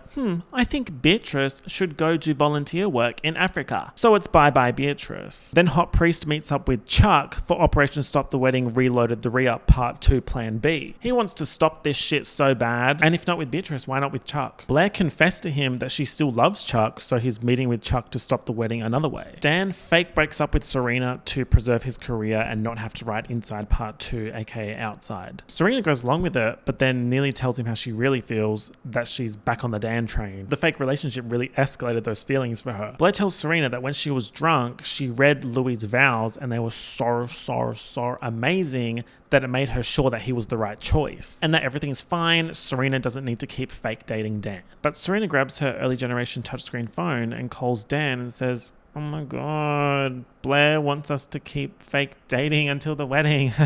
Can you believe that? Oh, the desperation, I can smell it. It reeks. But then, oh my god, it turns out Louis' wedding vows that were so excellent and loving were actually written by Dan. Episode 13 of season 5 is the 100th episode overall, so we should be expecting big things, and it is a crazy episode. It's titled GG. Ooh! Fun fact, Blair, Serena, Dan, and Rufus have been in all 100 episodes up to this point. Also, yes, that means I have made 100 of these magazine covers.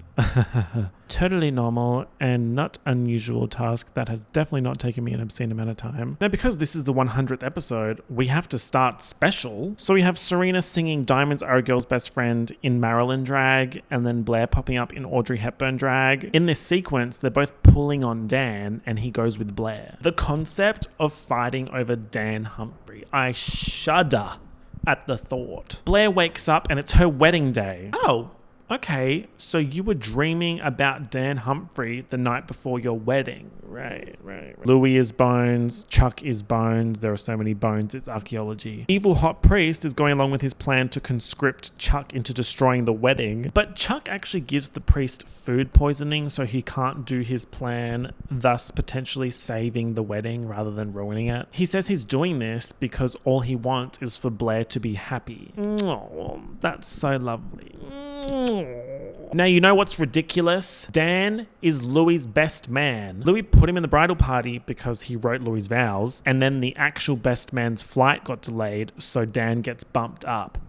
Fly earlier. It's a royal wedding. Serena's falling more and more in love with Dan and he's just completely oblivious. Blair's telling her to tell him how she feels. At the same time, Dan's finding out that he and Serena didn't need to fake it anymore to help Blair, and everyone's starting to think that they really are dating. He's like, what the actual fuck is happening here? Blair's also starting to be like, what the hell? I'm getting married. It's cold feet vibes. Serena, Dorota, and Eleanor are doing overtime shifts trying to calm her down, and then someone so excellent arrives. Someone so legendary. Someone so needed and important and necessary. Georgina Sparks is back. Thank God. You know this diva only comes back when there's mess to be made. Plot going stale? Bring in Georgina Sparks. She hates Blair. They have so much history. So she's back in NYC and vowing to ruin the wedding. Of course, she links up with the evil hot priest. Eleanor shows up at Chuck's apartment like, right, you gotta stop this wedding, man. Oh, Blair shouldn't be feeling the way she does. Something isn't right. She should feel like everything's falling into place. You need to shut this shit down. That is so messy of the mother of the bride to be doing that. But ultimately, she is correct. As we've established in the last few episodes, Louis is basically evil now. Yes, maybe Blair and her friends made him like that, but step it up, you know? As the Spice Girls said, if you want to be my lover,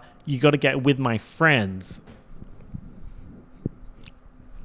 Kind of a crazy lyric to think about though. If you want to be my lover, you got to get with my friends. So we've got multiple different groups trying to stop this wedding. Georgina's plan is to seduce Louis in the chapel and have Blair catch them. So she set up a camera. What's the point of doing something scandalous if you don't record it? Exactly. Georgina Sparks just has the absolute best one-liners. Here are some other good ones from this episode. Bless us, Father. I have a feeling we're about to sin. Jesus owes me one. If I ever cried, I'd be moved to tears. She's just in that church saying anything. Rufus spots Georgina and he and Lily intercept her before she can pull off her plan. It's a fun addition to have them be the ones to stop her because there was that time she intercepted their wedding with the Scott reveal. One thing about Georgina Sparks is that she's going to disrupt a wedding. Also Scott.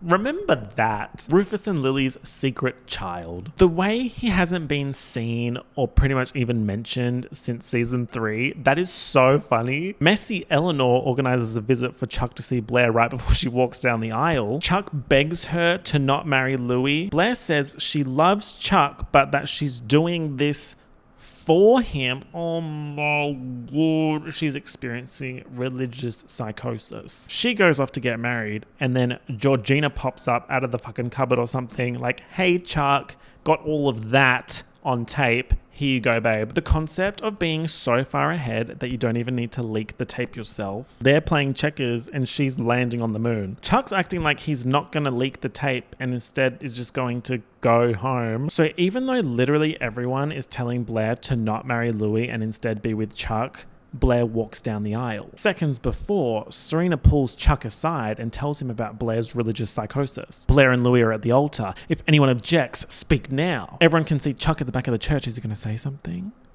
But he doesn't say anything. Then the GG blast of the tape where Blair says she loves Chuck goes live. She runs out of the church and yells at Chuck, but he says he didn't send it in. All the run down the aisle in the wedding dress, always everything. Then they talk about her religious psychosis and she says that he was dead as fuck in the hospital before she made the deal with God. Then she's at the back of the church begging Louis to take her back. Georgina is trolling Dan, Serena and Nate and saying even if Chuck didn't send the video in, any one of you three could have. Nate could have done it to help Chuck. Serena could have done it to stop Blair making the wrong decision. When she says that Dan could have done it because he's in love with Blair, Serena's like, what? Unfortunately, Serena Van der Woodsen is not the sharpest tool in the shed. Louis goes to meet with his mother and then the wedding goes ahead again. Blair and Louis get married, just like that, even after the video. So what did Sophie say? At the reception, which side note looks kind of shit for a royal wedding, Dan confronts Serena about the fake relationship and she finally tells him how she's in love with him. He's just like, and he doesn't say anything. Nate meets a girl who's part of the team catering the wedding, and lo and behold,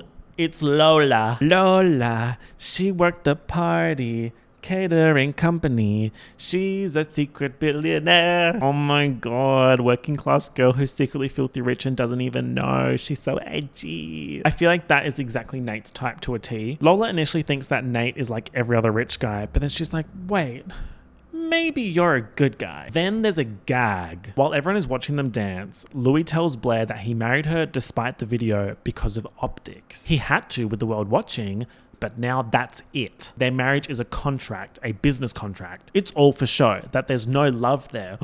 And the scariest part is when he says, hang on, let me get his character. And you're going to put on the best show anyone ever has. You will smile for the cameras, stand by my side, and wave like you don't have a care in the world. But when we are alone, we will be like strangers to one another. And it will stay that way until I say it's over.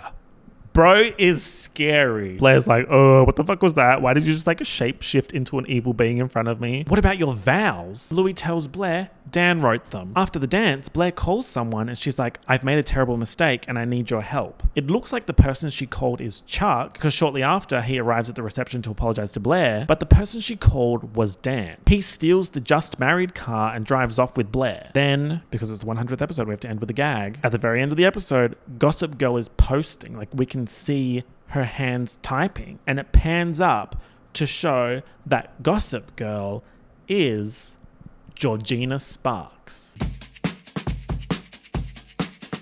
No, like everybody screamed. The concept of Georgina Sparks as Gossip Girl, just pure class. 100% pure class. Our first lady, beautiful, classy lady. She's so classy. She is 100% a class act, stunning first lady. Serena, Chuck, Louis, and Eleanor are running around the reception looking for Blair, but she's not there, is she? She's with Dan in a getaway car. Nate, meanwhile, is flirting with cater waiter Lola and helping her load her van. When Serena and Chuck get a call that Blair is at the Empire Hotel, they can't get a car because the traffic is so bad, Ari paparazzi, that they ask if Lola can give them a lift in the catering van, and she does. What's crazy is that Serena doesn't know that she's in a food van with her cousin. They get to the Empire and it's not Blair waiting for Chuck, it's Georgina.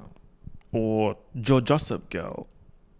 Gossipina Girl. She's also looking for Blair for nefarious purposes, so they're working together sort of kinda. Now Blair's plan to get out of this is to go to the Dominican Republic to get a divorce without needing Louis' consent. Apparently that's where Elizabeth Taylor got her divorce. Elizabeth Taylor mentioned, I've been making all these jokes about Elizabeth Hurley and the Elizabeth Taylor lyric, and here we are.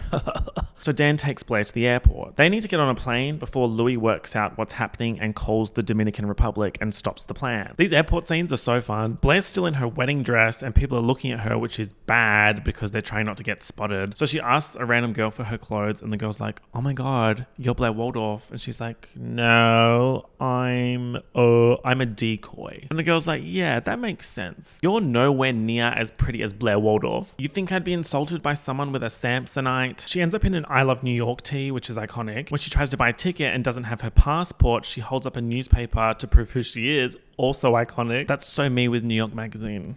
Right. We all remember where we were, mostly because I won't let you forget it, but it doesn't work. So Blair calls Dorota to bring her passport to the airport. Gossipina gets a tip that Dorota is back at Casa Waldorf, so she goes after her and works out what's happening. Ari passport. Serena calls Dan and he's like, yeah, I think I saw Blair leave with Louis. Lie. He's also deflecting questions about Serena's love confession. Evil monegasque Sophie is like, Eleanor, do you know where your daughter is? Actually, preferably with a glass of wine. Eleanor, do you know where your daughter is? She gets mad and says, if you can't find Blair, we will reinstate the dowry. So, what's a dowry? Here's a definition for you. Apparently, it's a payment such as land, property, money, livestock, or a commercial asset that is paid by the bride's family to the groom or his family at the time of marriage. Old ass custom, basically. Sophie says that the dowry is in the prenup. Louis pops on TV asking for help from the public to look for Blair. Blair and Dan see this at the airport and they're like, oh my God, roll, raggy.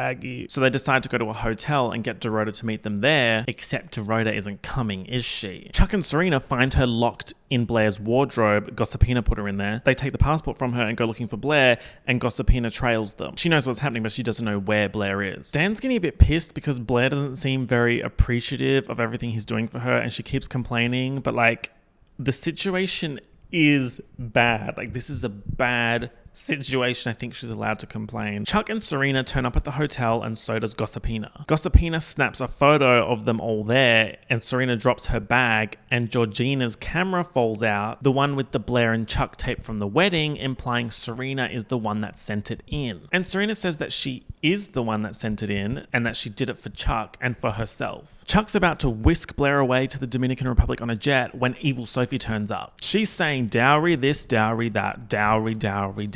And this dowry is hefty. hefty. Eleanor would have to sell her company to pay it. So it's basically, if you get on the jet, your mum has to pay $1 trillion.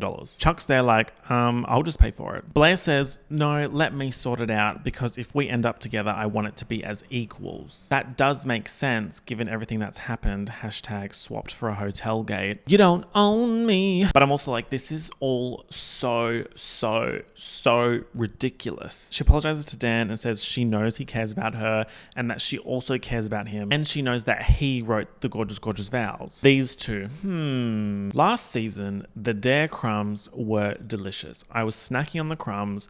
I was a rat snacking on the Dare crumbs in the subway of Gossip Girl. Right. But this season, the way Blair and Dan are getting closer, I'm not sold. Let's see where it goes, but I'm not sold. Blair has decided to go with Louis, essentially giving into the Grimaldis, because she doesn't want to ruin her family by making them pay this dowry. She's like, it's just 1 year of pretending. I can do it. Serena tells Chuck that she took the blame for sending the video in to cover Chuck, because if it worked, it would be worth it. But Chuck's like, I didn't do that though. I didn't send it in. So if it wasn't Serena and it wasn't Chuck and it wasn't Nate, then who was it? Gossipina's plan to ruin Blair was thwarted when Blair gave in and went with Louis. But she still knows the truth about who sent in the hashtag chair love confession, and she plans to use it. Want to know who sent it in?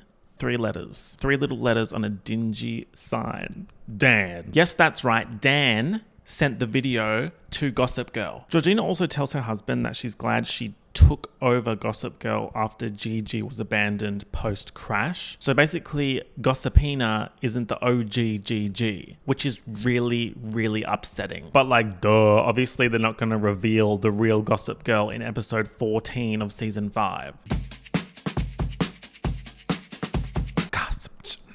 I wrote in my notes that I liked this particular episode because it feels classic. Like season 1, season 2 Gossip Girl. So Blair is back from her honeymoon and she has a royal handler. I feel like the honeymoon came and went. 4 episodes ago, Rufus mentioned that Jenny was doing New Year's Eve with Alexa Chung, and this episode is about Valentine's Day, so the wedding and the honeymoon happened in that time. So Blair is married and she's back in the city. Dan's been hanging out with her a lot, so much so that Rufus is like, maybe you need to move on, buddy. Check the rock. Blair and Sarumpha have cancelled out their beef. It's just simple beefonomics. Blair was mad at Serena for releasing the video, which she didn't do. Serena was mad at Blair for running off with Dan, but it wasn't even like that. Serena's saying her last good Valentine's Day was with Dan, and later Dan says the same thing. So Blair's like, wait, I'm gonna try and get them back together. I'm gonna play Cupid. She sets up Dan and Serena to both be stood up in the same restaurant, like, hey, would you look at that? You're both here and you're both dressed up and at this restaurant. Maybe you should just hang out with each other. She even pays an old couple to be at the restaurant, like, aw, you guys make such a lovely couple. But Dan and Serena realize what's happening and they don't go along with it. Serena's like, FML.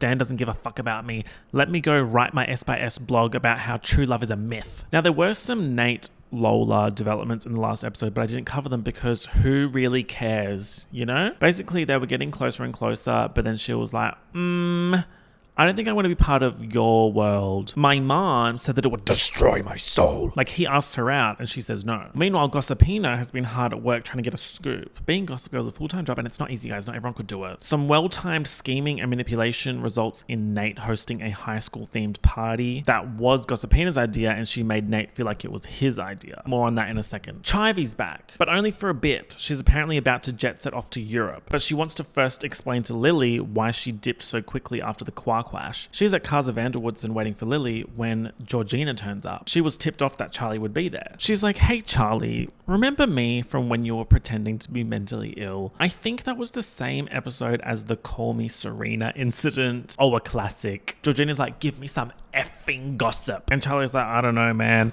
All I know is that Blair and Louis signed some crazy prenup, which Gossipina should obviously already know about, the dowry situation. Of course, Georgina's goal is to end Blair, so she's going to try and make Blair somehow fail in her marriage duties and force payment of the dowry. Love when Georgina serves meddling face while elevator doors close. Regarding Nate's stupid party, it's time for Gossipina to leverage the fact that she knows Dan sent in the video. Dan wasn't going to go to this party because he didn't like high school, but Gossip Girl texts him saying, yo, you're going and you're bringing Blair. And if you don't, I'll tell everyone that it was you that sent the video in. She's going to use Dan to end Blair. So this party, I Got It From My Mama is playing, which is an excellent choice considering that song was featured in episode 3 of season 1 over a montage of Serena and Blair fighting at school. Now get this, that episode was also called Poison Ivy. Lola's catering company is catering the party, of course. Of course. Blair's there trying to get Serena and Dan back together. Charlie's there because that's apparently where Lily is going to be and she wants to see her before she goes off to Europe. Bro, why would Lily be at the high school party? If rule number 1 of Gossip Girl is we need to have an event every episode, rule number 2 is everyone needs to be at every event. So Charlie sees Serena, who's like, oh my God, cousin Charlie, ¿qué pasó? Charlie's like, oh, I went to, Florida. Ooh, then shit gets good. When Charlie is away from Serena, Lola comes up to her and she's like, OMG, hey Ivy Dickens, it's me, Charlotte Rhodes from acting school. Ivy, do you remember me? I gave you one like this. Chivy is obviously packing it. Gossipina's at the party texting Dan messy shit like, okay, now kiss her. He's reading this like, kiss Blair. When Dan replies to Gossip Girl, he hears a phone go off and works out where it's coming from, Georgina. She tells Dan that she's working for Gossip Girl, and he says, if you tell anyone I sent that video in, I'll out you as a GG henchwoman. I just love how Georgina is just this force of evil. Like, they don't even need to try and give her redeemable qualities because no one even wants that. Viewers just want Georgina to keep her foot on these characters' necks. Also, the concept of Dan Humphrey threatening to expose Georgina as Gossip Girl. Dan kicks Georgina out and Blair comes in like, what's happening with you? I thought you wanted to be back with Serena. I'm just trying to make you happy. That's all I want. I just want to make you happy. Oh my God. And Dan's like, you know what would make me happy? And he kisses her. And she kisses him back. And of course, Georgina somehow manages to be there taking a photo of it. And of course, Serena somehow manages to see it as well. Like, of course that's happening. Blair tells Serena that she really genuinely was trying to get Serena and Dan back together and that Dan kissed her, which is true. But sweetie, you also kissed him back. I'm just watching this like, this is not how I imagined Dare starting. So Serena is mad. Also just loving how this is happening at a high school themed party because it feels so high school. So Georgina's plan worked. Now Blair knows that Dan likes her, and even if she likes him back, she can't do anything about it without bankrupting her family. And this is so good. Georgina actually says to Dan, and sweetie, if Blair hated you for being poor before, imagine how much she'd hate you for making her poor too. Georgina doesn't even need to post the photo that would result in Dan outing her as Gossipina. This situation is going to blow itself up anyway now. Like, let's give the scheming tens where they're due. This mess is also how Dan finds out about the dowry situation, by the way. Gossipina then goes and shows Chuck the picture of Dan and Blair kissing. She's like, hey babe, this might be of interest. XOXO. But bro, what's happening with Chivy and Lola? Lola asks if Ivy is working as an actress, and Ivy's like, well, yes. I was given an offer that I cannot refuse. But it's turned out to be quite tricky. Oh, she's doing tryouts for the Vague Olympics. Chivy leaves, and Lola's like, hey Nate, why was Ivy Dickens here? Nate's like, oh my God, Lola, you know Charlie Rhodes? What? Ivy Dickens is her fake name that her insane mum made her use. Her real name is Charlotte Rhodes. Oh, okay. Then we see that Ivy is back in the Hamptons. Wasn't she supposed to be in Europe? She's with a nurse who's saying, I'm worried she doesn't have much time left. Who is the nurse talking about? CC Rhodes.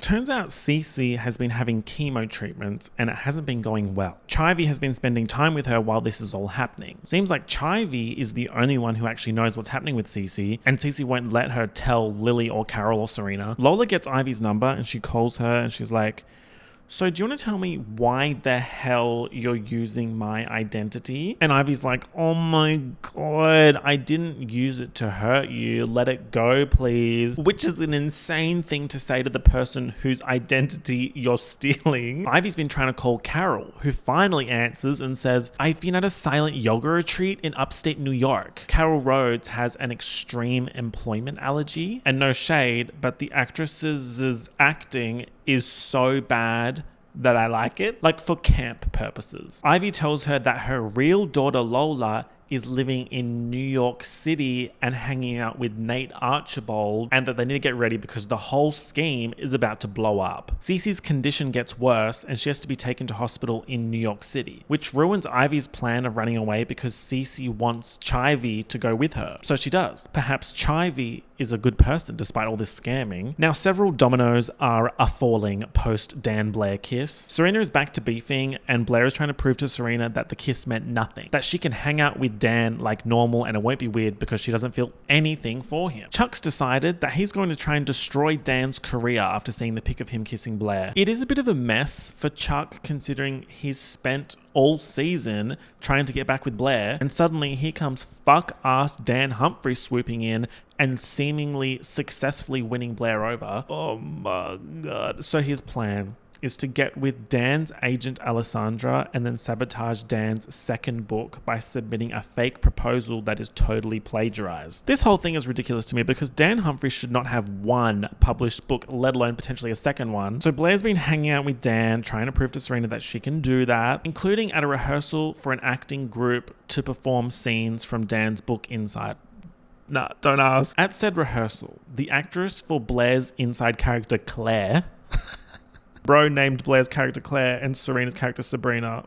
The actress for Claire, which is Lola, of course, asks for advice on the Dylan and Claire kiss. Blair's like, well, that kiss would be purely perfunctory and with absolutely zero feeling. So she steps in and kisses Dan for demonstration purposes, which of course, by some cosmic coincidence, Serena is somehow present for. She's like, Blair, stop lying to yourself. You're clearly in love with Dan. Even Dan is like, Blair, I can't pretend like I just want to be friends with you. Mamma mia. Serena gets a call to meet her family at the hospital, RECC, and when she goes there, the entire Rhodes gang is present, including Chivy. Serena's like, Charlie, what are you doing here? And the nurse is like, oh, she's been looking after Cece for months. Then we get what we've been waiting for after like 20 episodes. Lola pulls up to the hospital after seeing on Gossip Girl that Ivy was there. She sees Carol and she's like, what the fuck, mum? Lily sees Lola and is like, what the fuck? Aren't you the other Charlotte Rhodes that's at Juilliard? Carol's like, what the fuck, Lily? You know her? Lily's like, do you know her? And Carol says,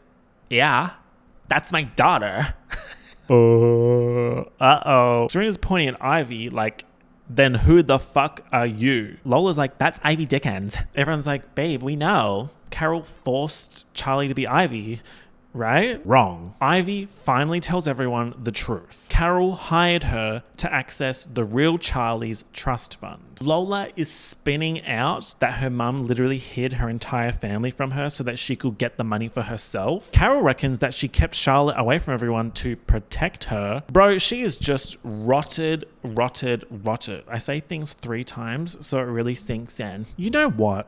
I'm loving the Charlie Ivy implosion. As ridiculous as this plot arc has been, I think this payoff is worth it. Serena's interrogating Ivy like, why the hell did you come back with me from LA then? You could have just stopped the scam there. Ivy's like, it's because I finally felt like I had a family, but you didn't really have one, did you? Oh, Serena thinks Ivy's done all of this for money, which is definitely a part of it, but not all of it. Ivy says that she's not leaving Cece while she's so unwell and that she promised she would stay with her. And Serena says, you're nothing to her. A stranger. A nobody. So get out of here before I call the cops. Oh, she's mad. And then Cece dies. She has a stroke right before surgery for lung complications from chemo and dies. Bruh. Rip Cece, legit. Bro, that's another casualty from the season 3 Thanksgiving episode. Jenny's gone. Eric's gone. Vanessa's gone. Vanessa's mum is gone. Trip's gone. Maureen's gone. Cece's gone.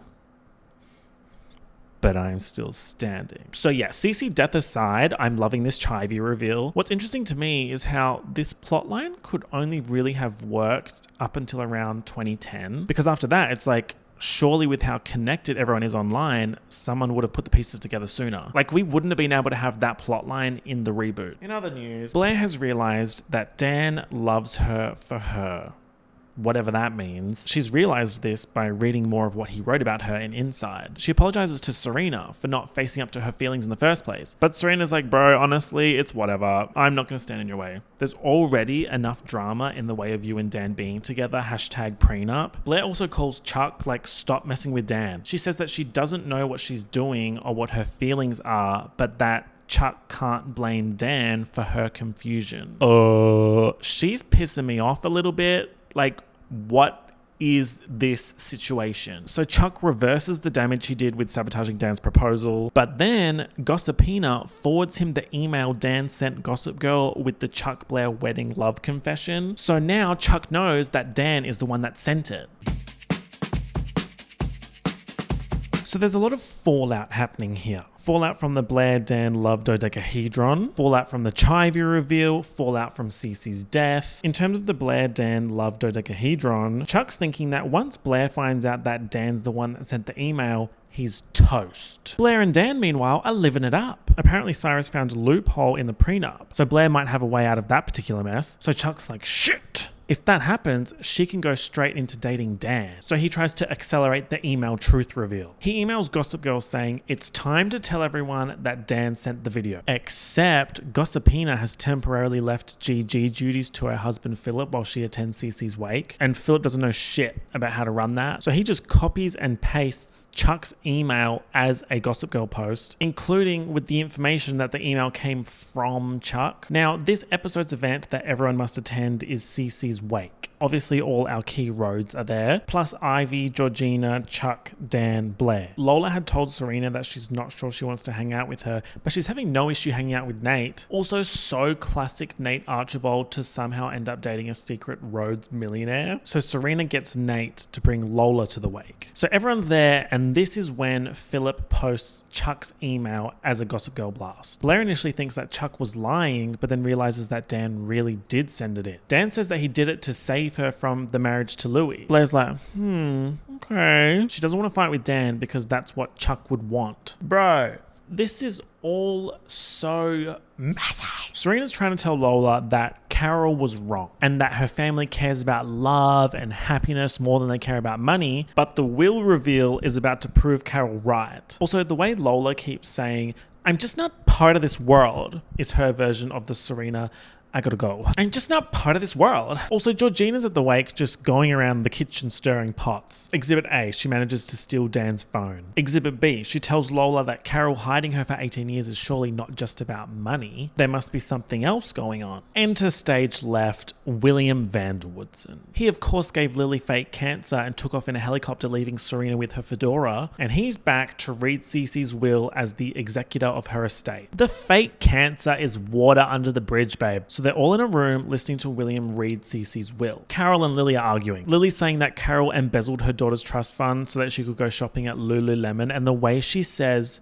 Lululemon is just pure class. Lululemon. Also, side note, shouldn't Carol be like excommunicated for all that? Serena wants Ivy kicked out of the room, but William says that Cece personally invited Ivy. He's reading the will like, and the rest of my estate I leave to Ivy Dickens. What? Not Charlie Rhodes, not Chivy Rhodes, Ivy Dickens. How did Cece even know that name? Lily and Carol are fucking furious, saying, you need to leave, scammer. And Ivy's like, bro, all I did was be there for Cece and listen to her. I never lied to her, as you can see by the fact she called me Ivy in the will, which is so messy of Cece. It's so funny. She said, you know what? I'm going to go out with one more colossal mess, like a multi-million-dollar mess. When Lola sees this all go down, she's like, so I'm Team Ivy because you're all fucking nuts. She drops her classic line, I'm just not part of this world, and leaves with Nate. And later on, when Lily tries to kick Ivy out of Casa Vanderwoodson, Ivy's like, I think you'll find this is my apartment now. Tu casa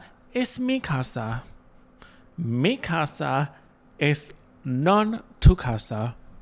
Some stuff happens with Blair's royal handler Esty revealing she's in love with Louis, and she helps Blair find a way out of the marriage contract without needing to pay the dowry, with Sophie apparently agreeing to it with the caveat that Blair can't say anything that would go against the royal family. Georgina sends the photo of Dan and Blair kissing to Gossip Girl from Dan's phone that she's stolen, and Gossip Girl posts it with the context that Dan sent it. So with this evidence that goes against the royal family, Blair's handler tells her that her family now has to pay the dowry, and that there was no deal because she never spoke to Sophie. She was scamming with Georgina. Too long didn't read, don't care. It's basically Operation Bankrupt the Waldorfs and make Dan look bad. Check and check. Chuck's like, Dan, how does it feel to be set up? Oh my god. Ladies, please. They're full on catfighting. And Chuck tells Blair that Dan's been trying to keep her from him since the car accident so he can have her all to himself. And Dan's like, yup. It's true. And what the fuck are you going to do about it? Chuck's like, oh, once we get rid of meddling Dan, we can be together for real, Blair. And Blair's like, look, I love you, but I'm not in love with you. Because she's in love with Dan Humphrey.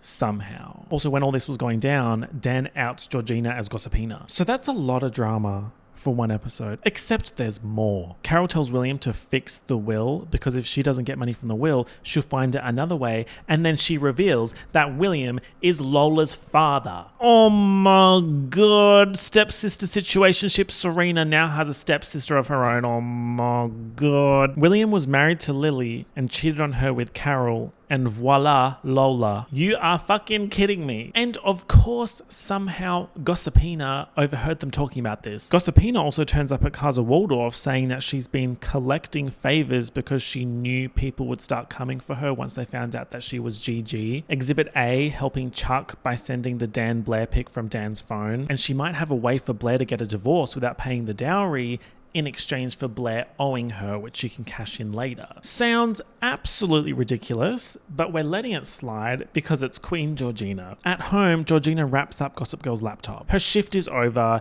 too many people know what she was doing, it's time to pass it on to the next person. But who? Well, Georgina mails the laptop, and it ends up in the hands of Serena van der Woodsen. So Serena has Gossip Girl's laptop. S, welcome to your future as Gossip Girl 3.0. Thank God something interesting. Not that the stuff that's been happening hasn't been interesting, but this is specifically Gossip Girl interesting. It doesn't take long for Serena to log into the site and start posting Ivy shade. She's locked the fuck in. One of the fortunate side effects of the Cece leaving everything to Ivy storyline is that we're getting much more Lily screen time. She's mostly had a backseat during season 5, but that's changing. She is fighting tooth and nail to get her shit back from Ivy. Her lawyer says that the only way they can do anything about the situation is if they find evidence of wrongdoing on Ivy's part, which is tricky because Cece said Ivy, not Charlie, in the will. So Lily can't say that Ivy did all of this by pretending to be Charlie. Carol is blackmailing William into doing something about the will. Otherwise, he has to cough up hush money to keep her mouth shut regarding his #secret daughter. And he's meeting up with Lola to give her advice on how to fit in with the Van der Oompsens. He'd reached out to her saying he's there if she wanted to talk, so here we are. He, Carol, and Lily orchestrate a plan to catch Ivy doing something illegal by paying William to help her throw a party, which she can't do because he's the executor of the will and she's a beneficiary of said will. And Lola sees them talking about said potential payment. Serena catches wind of these potential Ivy endings and writes a Gossip Girl post about it and schedules it for later. Now, in true 25 episode season TV style, it just so happens that the time the blast goes live is right before Ivy writes William's check, so the plan doesn't work. Ivy is alerted to her potentially illegal slip-up before it happens, thanks to Serena's GG blast. Oh, Gossarena. Not everyone can be Gossipina. You need practice. Lily and Serena persuade Lola to say what she saw, which means Lily can get her lawyers to start lawyering, which means all of Ivy's assets are frozen until the court decides she didn't do anything wrong. Ivy's just like, you people are so rotted. You're ruining her memory and you care more about her money than you did about her. which is kinda true. Now, while Serena's Gossip Girl arc is starting, her S by S Spectator arc is ending. She gets fired by Nate for screwing up a deal with a potential investor because her focus was on using Gigi to help her family instead of writing about the Chivy situation for the Spectator. Who cares? Who cares? Guys, who cares? She gets fired. Serena gets fired from another job. In Chuck world, he has discovered that Jack Bass was apparently the one who donated the blood that saved his life on the night of the car crash with Blair. So Jack Bass is back in town. Evil little man. But some background info on Jack comes up that suggests he's unable to donate blood. So why would you lie about that? Jack says that he's covering for the real donor. Drum roll, please.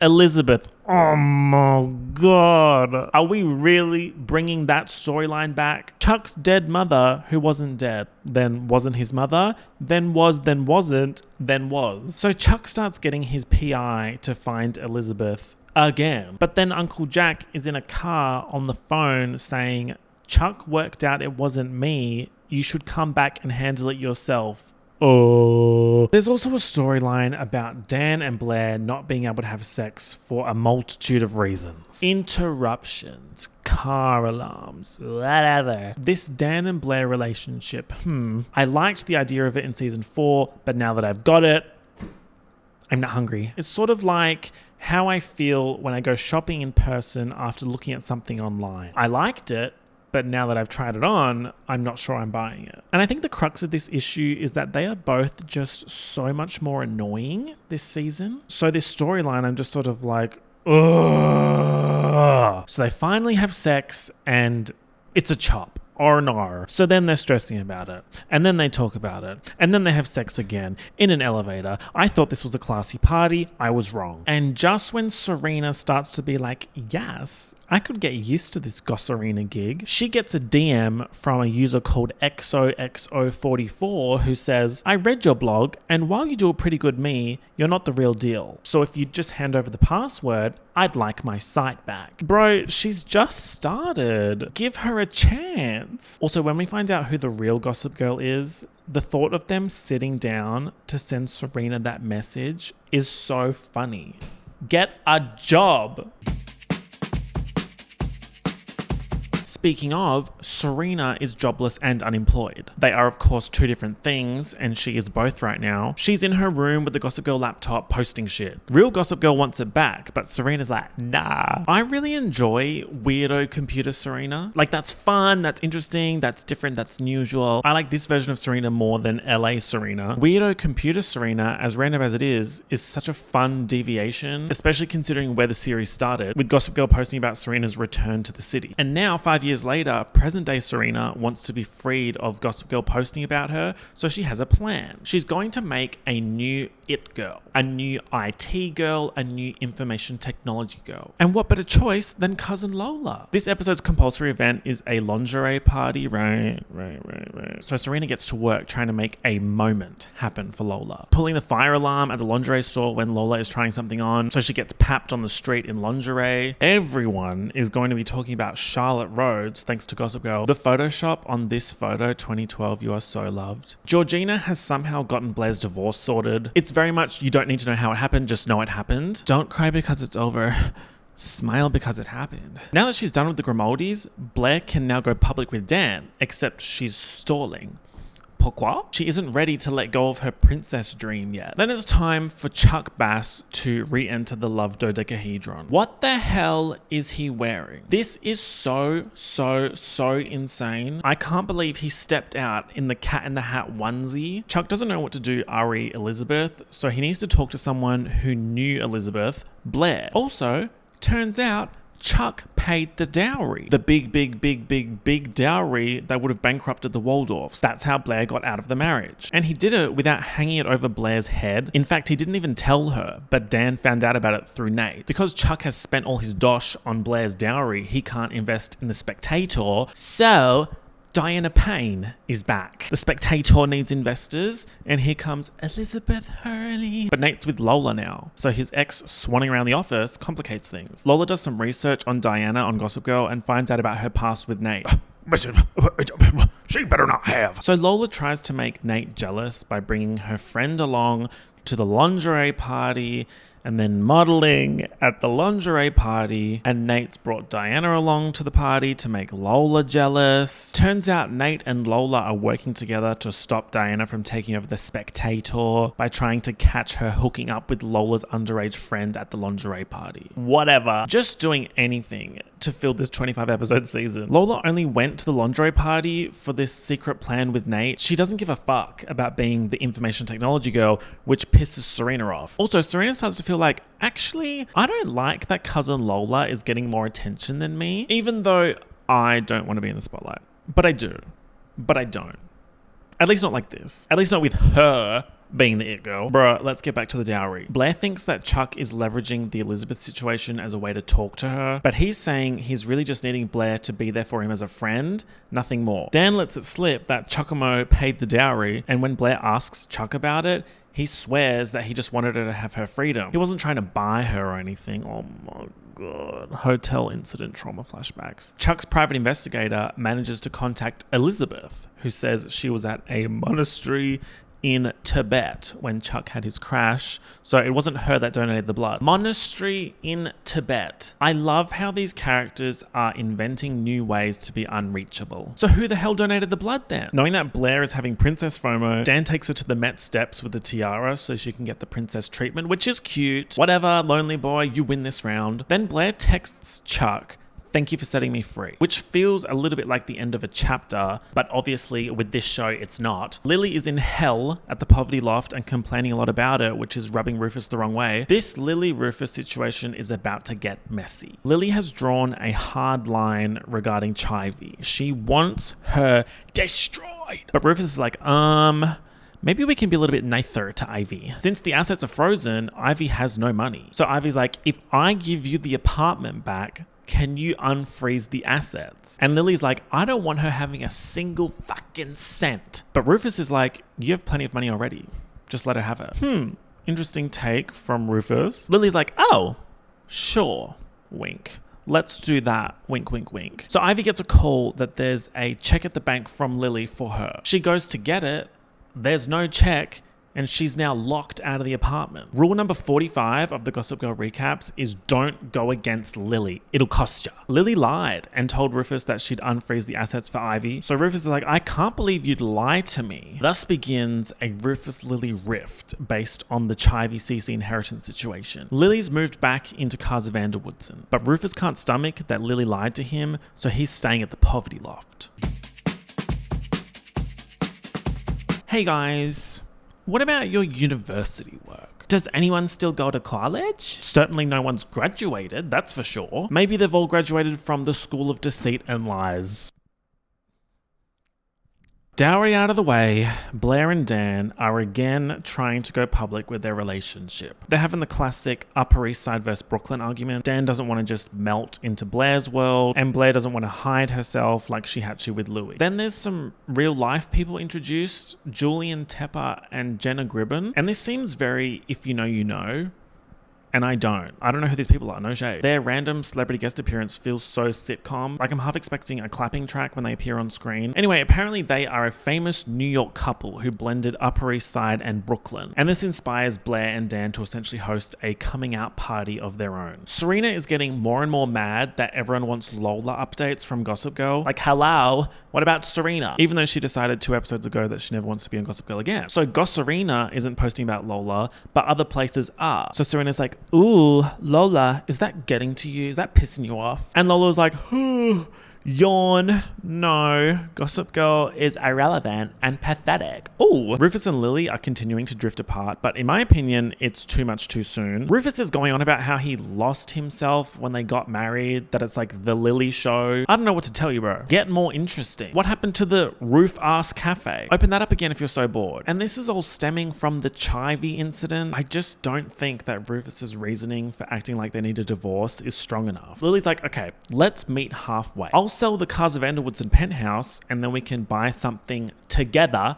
because I miss you. Yeah, you guys, they did it. Then she finds out that Rufus has been paying for Ivy to stay in a hotel. Oh, divorce allegations again. Rufus says he's doing it because he felt responsible for her being suddenly homeless. And Lily's just like, what the actual fuck, bro? This Ivy scammed my family. Why are you choosing this hill to die on ?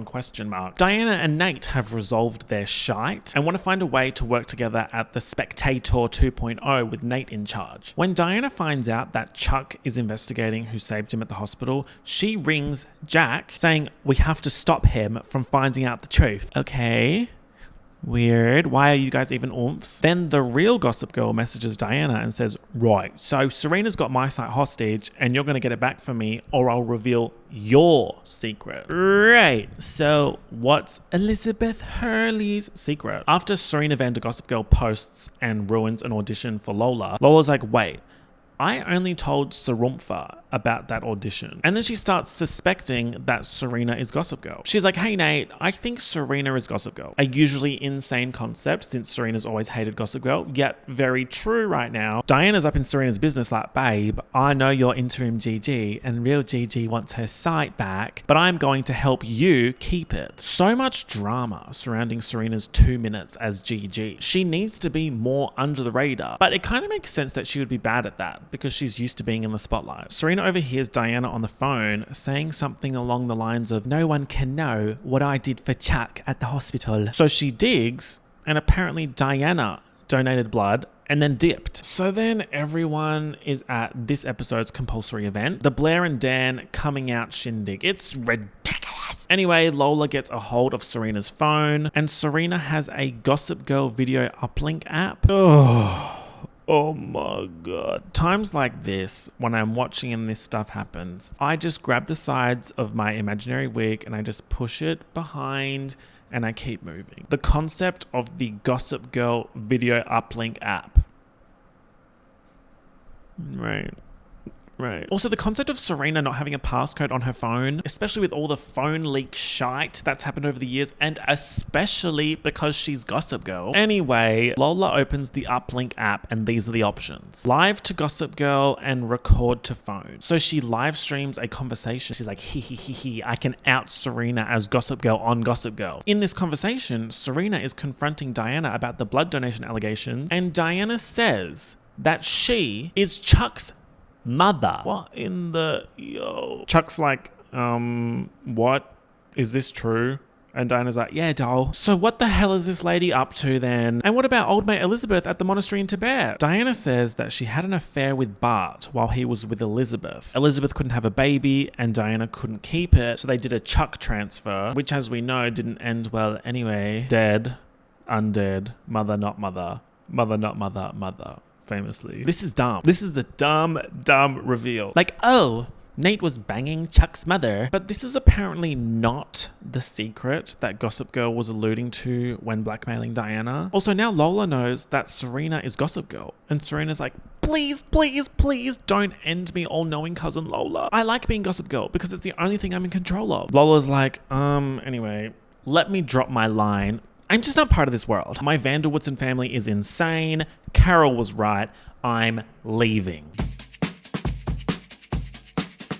Lily and Serena are continuing with Operation Ruin Ivy Dickens and get Cece's money back by all means necessary by paying a nurse to accuse Ivy of taking advantage of the elderly, which didn't happen, but that's it. The will is to be invalidated in court and Cece's estate will be split between Lily and Carol. Oh. That was kind of easy. Things are still bad between Lily and Rufus, but she's more worried about what everyone thinks rather than what Rufus thinks. So she's organizing an optics dinner and inviting a reporter to show just how normal and perfect as usual the Vanderwoodson clan are right now. And everyone is coming. So Serena invites William, but he says he's out of town. Except, and this is peak 2010s messy TV, right after she hangs up the phone, she sees William and Lola in New York City having a little cafe catch-up. So he's lying. Why are we surprised? He gave Lily fake cancer, don't forget. Madame Morrible, flip it around, Wicked William. So what are Lola and William talking about at the little coffee catch-up? Well, it looks like we're jumping into their conversation shortly after he's told her that he found out he's her father. Just straight into it, I see. Lola's obviously mad at Carol for hiding this, but William's like, I don't know, man. Maybe she was right. I was a chop-ho parent to Serena and Eric. So, Lily's fake-ass family dinner. She invited Rufus, like, yay, the Ivy situation is resolved. Let's get back together. And Rufus is like, that doesn't sound like an apology. He is really, really pissing me off. Talking about some marriage as a partnership. Call me when you want to be a partner again. Get a job. Serena confronts Wicked William of the West. Why are you lying to me and hanging out with Lola? Because she's by herself. Okay.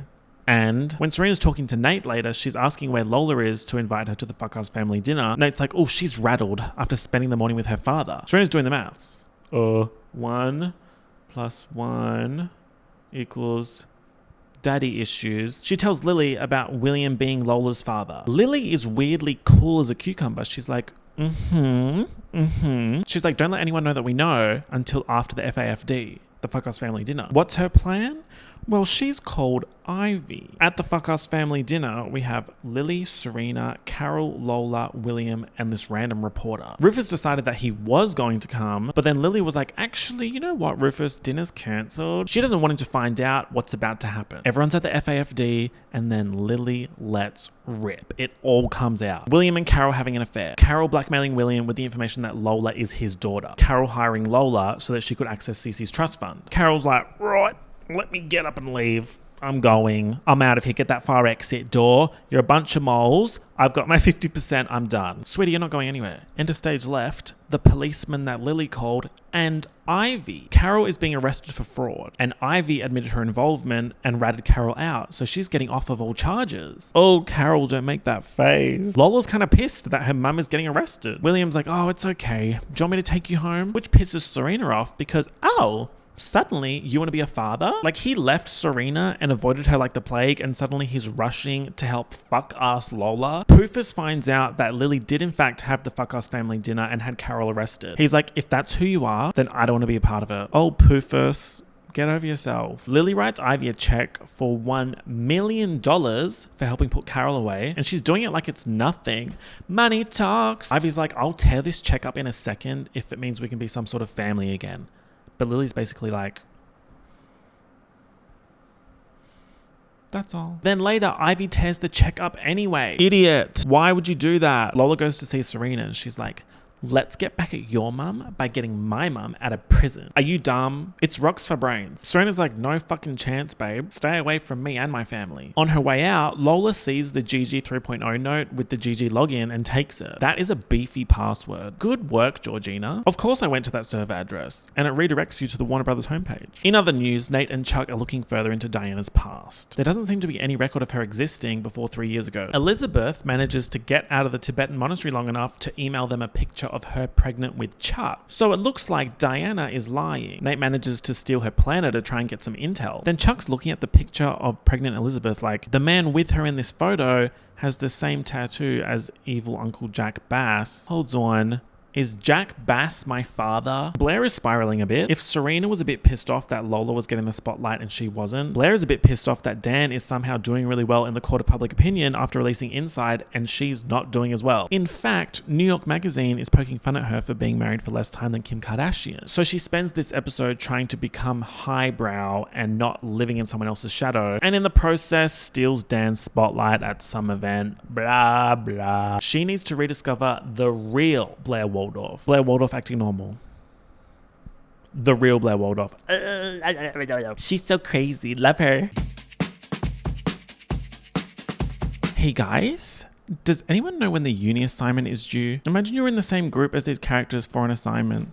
Oh my god, you'd be doing that shit by yourself. Serena is glued to her laptop, and Blake Lively is so sick this episode, so Serena is headlining Snifflechella. This is a crazy episode, probably one of the most important of the season. To start with, Diana and Uncle Father Jack Bass are being shady boots. She's on the phone like, hey, everything is going to plan because everyone thinks I'm Chuck's mother. Nate's got her planner and he and Chuck are trying to crack it because it's written in code. Let's not talk in code. Yes, that's right. Diana writes in her planner, in code. So they need a certified psycho to crack the planner code. Enter Blair Waldorf. Lola has given the username password evidence to Nate, and now he believes that Serena is Gossip Girl. Their plan is to text the real Gossip Girl because she presumably wants her site back. Remember, Nate has Gossip Girl's phone number from when she texted him about the faulty brakes. That was so nice of her. Gossip Girl is a good person. So Lola and Nate are going to try and get the real Serena back. They're like, wait, 2 birds, 1 stone. We're trying to get dirt on Diana and can con Serena into helping, and then we can get the real OG Gigi involved to somehow get the real Serena back. It's messy and it doesn't really make sense. You don't need to worry about the logistics. They're going to try and convince Serena that Diana is a secret OG Gossip Girl agent working to bring Serena down. Serena's like, okay, T, Gossip Girl is holding something over old mate Diana. Lola's like, bro, maybe if you help us decode the planner, you'll find out what that secret is. Wait. Serena's like, wait, yes, I'll help you solve it. And then she texts Diana like, yep, confirmed, Nate has your planner. So why is Serena working with Diana? Diana says that if Serena helps her get the planner back, she'll give her Gossip Girl's real actual phone number, and then Serena can blackmail real Gigi into letting her keep the site.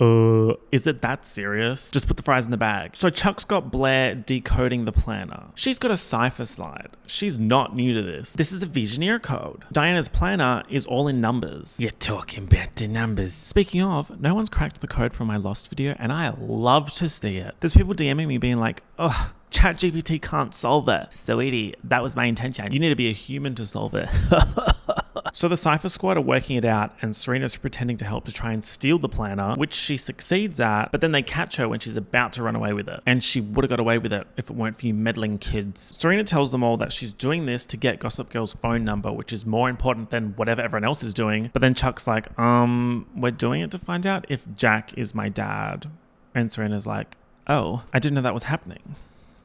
Time for an all-star team up. This episode is literally Avengers Assemble to work out what the truth is regarding Uncle/Dad Jack Bass and Diana Payne. Genius Blair works out that Diana's code is using country codes for phone numbers, and not everyone could do that. In fact, most couldn't. They decode what's written in the planner for that night, and it's a phone number. Chuck calls it, and it's a woman saying, how many for the event tonight? An event at the Varden house. Ooh. Let's go to a spooky party. In other news, Dan Humphrey has been offered a spot at the Arts and Letters Institute in Rome.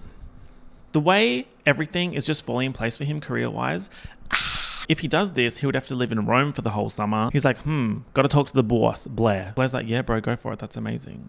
Okay, BRB, I gotta go help Chuck. So of course Dan is like, she was a bit too happy for me. She wants me to go to Rome so that she can be here with Chuck. It's mental illness. So Chuck, Nate, and Blair pull up to Varden House for whatever this secret event is. It's giving very much Clue 1985. Nate's texted the address to Gossip Girl saying, see you there, presumably to orchestrate OG Gigi getting a laptop off Serena so they can get the real Serena back. Blair texts Dan, don't wait up for me, and then he sees her get in a car with Chuck. So he gets in a taxi behind them like, follow that vehicle. Serena gives the planner to Diana, and Diana gives her Gigi's phone number. When Diana leaves, Lola intercepts Serena and grabs the phone number. She's like, we can use that number to track Gigi's location. The concept of being able to track apparently literally everyone by just having their phone number. Lola can see on her phone that Gossip Girl is moving at car speed, so they start following her. So then basically everyone is at this episode's compulsory event, the spooky event at Spooky Manor. Serena, Lola, Nate, Blair, Diana, and Dan,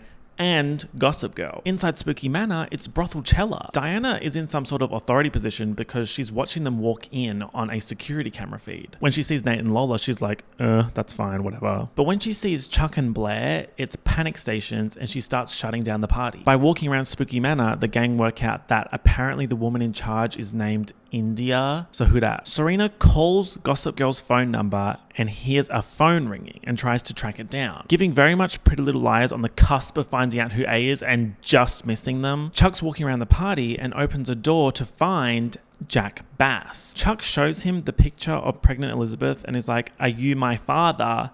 And Jack says, do you really want to know? And before Chuck can get the answer, he's escorted out of the building by security. Pissing me off. Blair opens a different door in Spooky Manor and sees something that makes her go, oh my god, no, it can't be. Then she sees Jack and says, I gotta tell Chuck what I just saw. And old mate Jack is crashing out like, no, a lot of people will get hurt. Okay. Nate and Lola find the woman in charge, India, aka Diana. India rearranged is nearly Diana, but it isn't. which pisses me off, it would be Diane. Nate's like, Diana, or India, whatever your name is, leave the Spectator or I'll tell everyone that you run a high-class prostitution ring. The concept of that sentence, Diane India is like, lol, no one will believe you. So Nate's like, hey Serena, look, I know you're acting GG right now, so can you send a blast outing Diane India? Serena agrees to do it, but her GG laptop is somewhere else in the brothel and she has no reception to post it from her phone. She goes looking for the laptop. Uh-oh, the Gossip Girl computer is gone. Nate and Lola are like, oh, whoops, we did that. Maybe we tipped off Gigi that you would be bringing the laptop here. And to make things worse, the number that Serena has for Gigi that Diana gave her is disconnected. Nate realizes that Gigi won't run the Diane India story because this must have been the big secret that she was blackmailing Diana with in the first place. So why would she stop blackmailing now? Also, this being Diana's big secret in the context of how they were alluding to it previously, it sort of makes sense, sort of doesn't. When she was saying to William, if my secret gets out, you'll be implicated too, implies that Grandpa William was involved in the prostitution ring. Now, in terms of the Gossip Girl hunt, this feels like the closest we've gotten to finding out who she is. Gossip Girl was at the Clue House. We saw this from Lola tracking Gossip Girl's phone number fucking somehow. Serena was one room away from the ringing phone. Nate, Lola, Chuck and Blair were busy elsewhere at Brothelchella. Nate and Lola were with Diane India. Blair was seeing something scary and Chuck was with Uncle Father Jack Bass, which sort of means none of them can be GG unless they'd sent a minion to get the laptop. Outside the Scooby-Doo Clue House, Blair tells Chuck, I saw something real fucking scary in there. You gotta go back in. So he does. He opens a door. It's Diane India talking to Bart Bass. Fart Bass has returned. How the hell? And don't piss me off because we saw him die. In season 3, episode 12, The Departed, Chuck had war flashbacks to the doctors putting the sheet over Bart's dead body like he died, and we saw it. So who did they bury then? Chuck actually says to Fart, what did we bury in that coffin? And of course we don't get an answer. I actually kind of love when shows do that. It's like they're saying, we know you want to know the answer to this question, but we don't know the answer, but we want to acknowledge that you want to know. So here's a character asking the question and not getting an answer to acknowledge the question itself. So what does Fart say about it? He says that his car accident and death were faked because a competitor was threatening him and Chuck and Lily. And the only way everyone would stop being targeted was if he convincingly died. Right. So it's Gotham. They live in Gotham. Boo! I don't like this. Mostly because this shadowy competitor hasn't been in the story thus far, so it seems convenient that he exists. Whatever, man. Main thing here is that Fart Bass is back. Fart 2, the return of the stink. Fart says that he relied on Diana because she's a super connected girl boss and would be able to keep him hidden. That's why Diana was at the hospital when Chuck and Blair had their car accident. She was smuggling Bart's blood in for the transfusion. And what's the update on Diana Payne, you're wondering? Well, Nate wants her out of the Spectator, but she's like, bro, if you kick me out, you'll legit have no financial backing. And as a 21-year-old CEO, that seems like an issue. Dan's hair is looking fucking crazy. He declined the Rome trip because he doesn't think the #Dare would survive if he goes. He doesn't tell Blair that though. He says that the program picked another rider, so he can't go. He also tells Blair that he loves her and she doesn't say it back. Ooh. Blair tells Serena about that and suddenly it's confession time because Serena tells Blair that she was GG for a time. Blair's honestly not that bothered, but she's like, okay, you can make this up to me later. I'm sure I'll need your help with something. It's kind of giving Georgina helping people when they found out she was GG. Looks like the Upper East Side runs on IOUs. Bart tells Chuck, it's so good seeing you again, but I've actually got to go. I have to go. He has to disappear again because the competitor can't find out he's alive. Chuck doesn't want Fart to disappear again, so he tries to figure out a way to deal with the competitor with the help of Blair and Diana. Maybe Dan was right for thinking that he needs to keep an eye on Blair and Chuck, but he doesn't know that all this is happening now, so he's pulled some strings with the Rome program people to be like, actually, yes, I am coming and I'm bringing my girlfriend Blair. Yay. When he tells Blair, she's like, yay. But she's also like, bro, I just had last summer in Monaco stuck with Pui. I just want to have me time. But sure, I'll go. It'll be fun. Oh my God. Just vote. I already am going to be out, so just vote. The Rome program people are like, okay. but we need to interview the two of you together first. Of course, during the interview is when Chuck needs Blair's help. So this is where Serena's IOU for Blair gets cashed in. She pretends to be Blair in the interview, which means pretending to be Dan's girlfriend, which is obviously very triggering for all parties involved considering the history. Looks like S is BSing as B.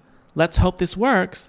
There's no place like Rome. Ooh, GG, you ate that one. Looks like S is BSing as B.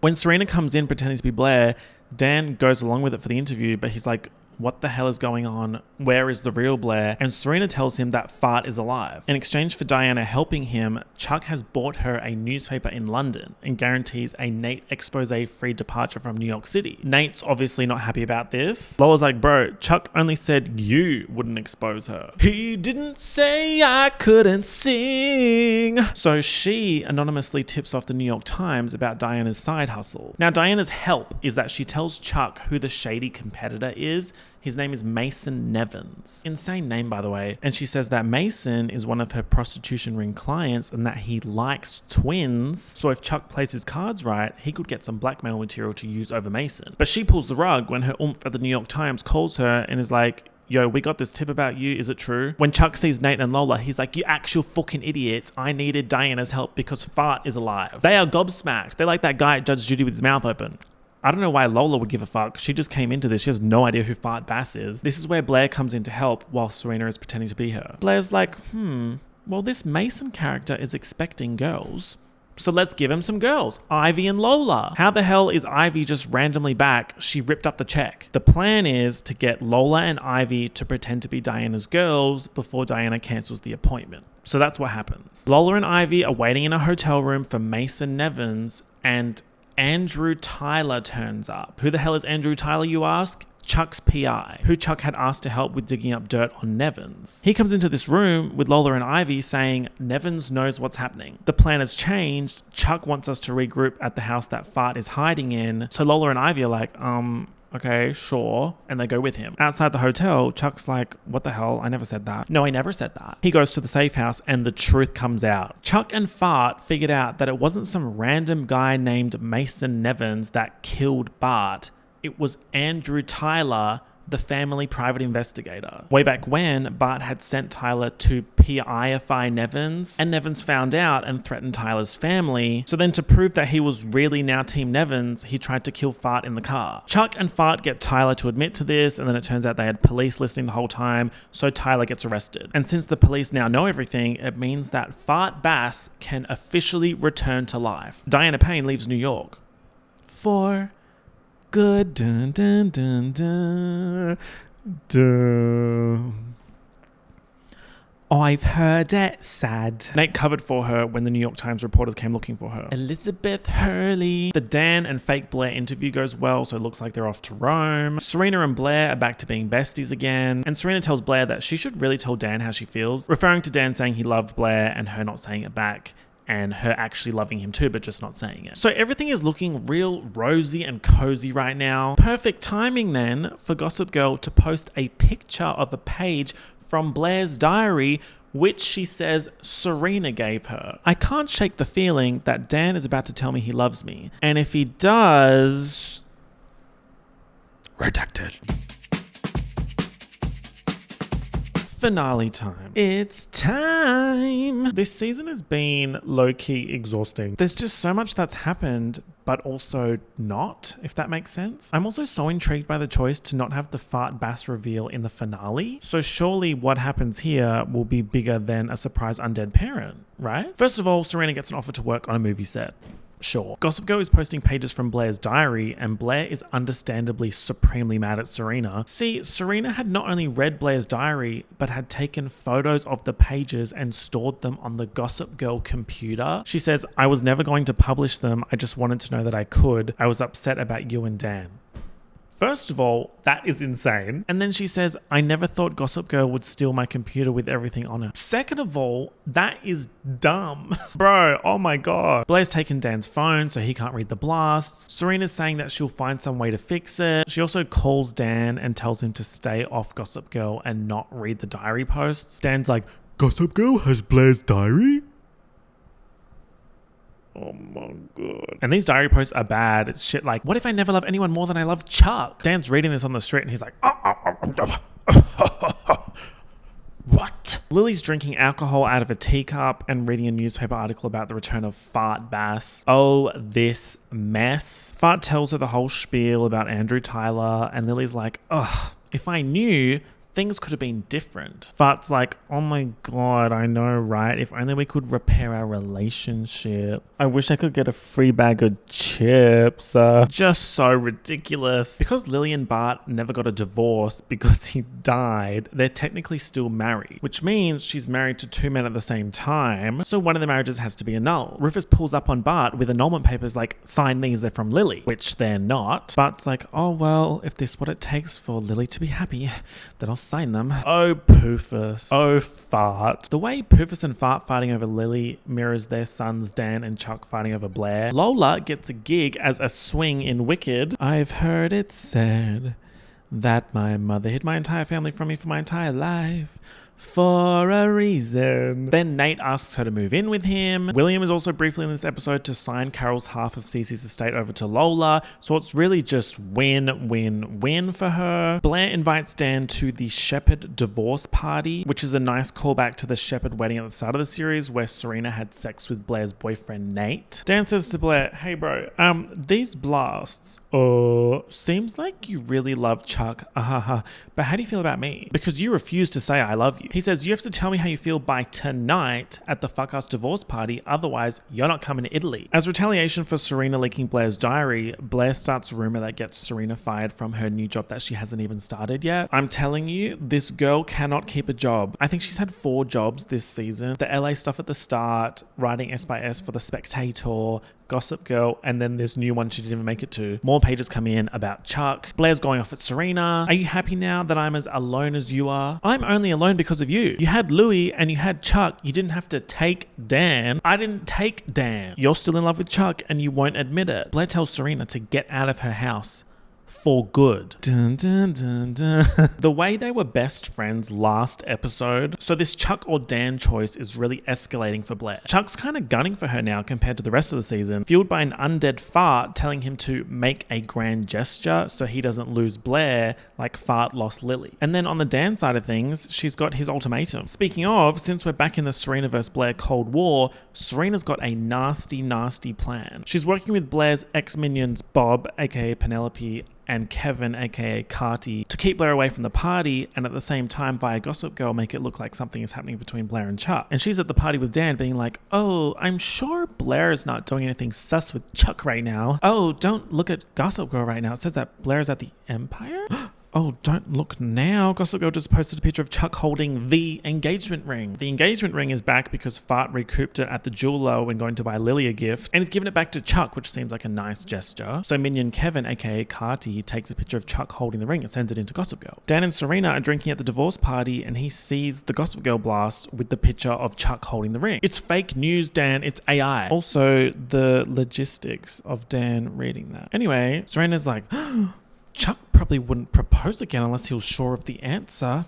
Oh my God. While Dan thinks Blair is being proposed to, she's actually at home with Eleanor talking about how she can't decide between Dan and Chuck. Then Eleanor tells her that she's going to retire and wants Blair to take over Waldorf Designs. At the divorce party, Dan's like, I don't know about all this. I feel like Blair isn't the type to choose Chuck and just not say anything about it. Serena's like, well, you feel wrong because you're in love with the version of Blair that you made up in your book. That version doesn't exist. The real Blair's always loved Chuck. She used you to get between us because she knew that I loved you. And then Serena kisses Dan and they have sex at the Shepherd divorce party. Like how Serena had sex with Nate at the Shepherd wedding. Having sex with Blair's boyfriend at a Shepherd event. Likely thing for Serena van der Woodsen to do. And get this, afterwards, Dan notices that Serena had her phone set up, recording the whole thing. Oh, she's lost the plot. Then he finds out that Serena was keeping Blair away and trying to manipulate him into cheating. But Serena's like, bro, it takes 2 to tango. Meanwhile, Blair is in a car. She's made her choice between Dan and Chuck and is going to the winner's location to tell them. It's giving very much reality TV. She arrives at the Empire Hotel. So she's picked Chuck. She's arrived just in time to see Fart at a press conference publicly announcing that Chuck is out of Bass Industries now that Fart is back. He tells Chuck that he did it because Chuck is still too immature to be running a business. Oh, but it's fine for Nate to run the Spectator. Right. He says that giving Chuck the engagement ring back was a test to see if he's still pining over Blair, which he failed because he is. Fart's basically saying, if you're still obsessed with Blair, you're out of the business. And of course, this is happening at the exact moment that Blair has arrived at the Empire Hotel to tell Chuck that she picked him. She's like, I love you, I choose you. And he's like, that's what I wanted before I lost everything. Blair's like, that's fine because I'm going to be running Waldorf Designs and you can be a part of that. But Chuck's like, ugh, I don't want to be Mr. Blair Waldorf. Oh my God, it truly never ends. Lily's like, hey Fart, I wasn't expecting you to sign the annulment papers. He's like, well, Rufus told me you wanted me to sign them. No, I never said that. Rufus comes into the room like, ha! I knew Bart would try and sway you. Lily's like, what the fuck are you doing running around with fake annulment papers? Rufus reckons he was trying to get it done before Fart found a way to drive a wedge between him and Lily. But it looks like he's done a fine job of driving that wedge himself. Lily says it's my choice which wedding I annul, and she rips up the papers. Time to wrap the season up. Lola goes to be a swing on Wicked and Nate can't go with her because he's the CEO of the Spectator at age 12 basically. Lola says that she's just got to finish donating Cece's estate before she goes. Who's she donating it to? Ivy Dickens. She says that it was originally going to Ivy in the first place, so she's just giving it back to who owns it. It's not so much a donation though, it's more of an agreement, because in exchange for the money, Lola wants Ivy to end Lily for what she did to Carol. Lily serves Poofus with annulment papers and then goes to the Hamptons with Fart. All I can say about that entire situation is, bruh. Dan and Serena are in limbo after the Shepherd divorce party. Dan saying that Serena did it because she wanted to hurt Blair, but he did it because he was hurting. It doesn't matter, sweetie, it's still cheating. Sarumpha is dressed like a clown, being like, Xana, I love you. And he's like, well, since Poofus and Queenly are divorcing, I never have to see you again. Dan gets in a taxi to the airport to go to Rome by himself. Just kidding, he's going with Georgina Sparks, ? She's apparently going with him to help write another book, this time inside, but evil. Dan Humphrey wants to end everyone on the Upper East Side. He got shafted by Blair and manipulated by Serena, and he said, that's enough. Blair is in Paris with Eleanor. Chuck is in Monte Carlo with Jack Bass and Selena Gomez, Kate Cassidy, Leighton Meester. Chuck and Jack are apparently there to win enough money to take down Fart. Fart had also kicked Jack out of Bass Industries. Then Blair turns up at the casino and sits next to Chuck saying, I've come to fight for you. This time, I'm all in. Oh my God. Oh, brother. Serena gets on a train looking a damn mess. She's with a Damien Dalgard minion drug dealer. She buys something from him and then he starts hooking up with her and she's barely conscious. It's not pretty. Gossip Girl says, as far as I'm concerned, Serena Vanderwoodson doesn't exist. Oh, that was a bit intense. Nate gets a USB in the mail. It's from Diana. She sent a note with it saying, could this be your Gossip Girl? On the USB is security camera footage of someone in a hat and hoodie stealing the GG laptop at Brothel Cella. And it looks like a man. Bruh. I would say this season was definitely a bit of a mixed bag. I think it started kind of slow/bad and stayed that way for a while until the Prince Louis stuff ended. The second half of the season was definitely better, but we still had that feeling of why is this happening? I actually loved the Georgina and Serena Gossip Girl eras. It was so silly, but it was still so fun. The return of Fart Bass is so ridiculous, but I haven't decided if it's fun ridiculous or annoying ridiculous. I ended up enjoying the Charlie Ivy ridiculousness, and I definitely prefer Ivy to Lola, and Aunt Carol's acting is for the history books, of course. I liked the sort of, ooh, who's the real Gossip Girl? Look, we've got evidence. That storyline we had in the last few episodes. Something interesting about this season is that it is very straight white people doing shit. You might be thinking, duh, it's Gossip Girl, of course it's going to be like that. But actually, that's not the truth, Ellen. At least last season we had the Thorpes, and we've had Vanessa up until this point. So I feel like it's noticeably weird that there were no non-white characters this season that had more than one line. Then on the gay side, we've previously had Eric and his Gossip Girl hacker boyfriend Jonathan. Where are the gays? If you kick all of the gays out of New York City, who's going to get their boyfriend to hack Gossip Girl? Donald Trump? I also think this season is supremely missing Jenny Humphrey. I would have happily traded some of these story arcs for a Jenny half-season arc, or even 2-3 episode arc. Drop Rufus's whinging and bring back Jenny. And then of course we need to discuss how they totally abandoned the college storylines, and with no explanation. Kind of obsessed with how they were like, I actually don't want to do that anymore, and instead made everyone act 30 while being 20. Blair and Dan this season.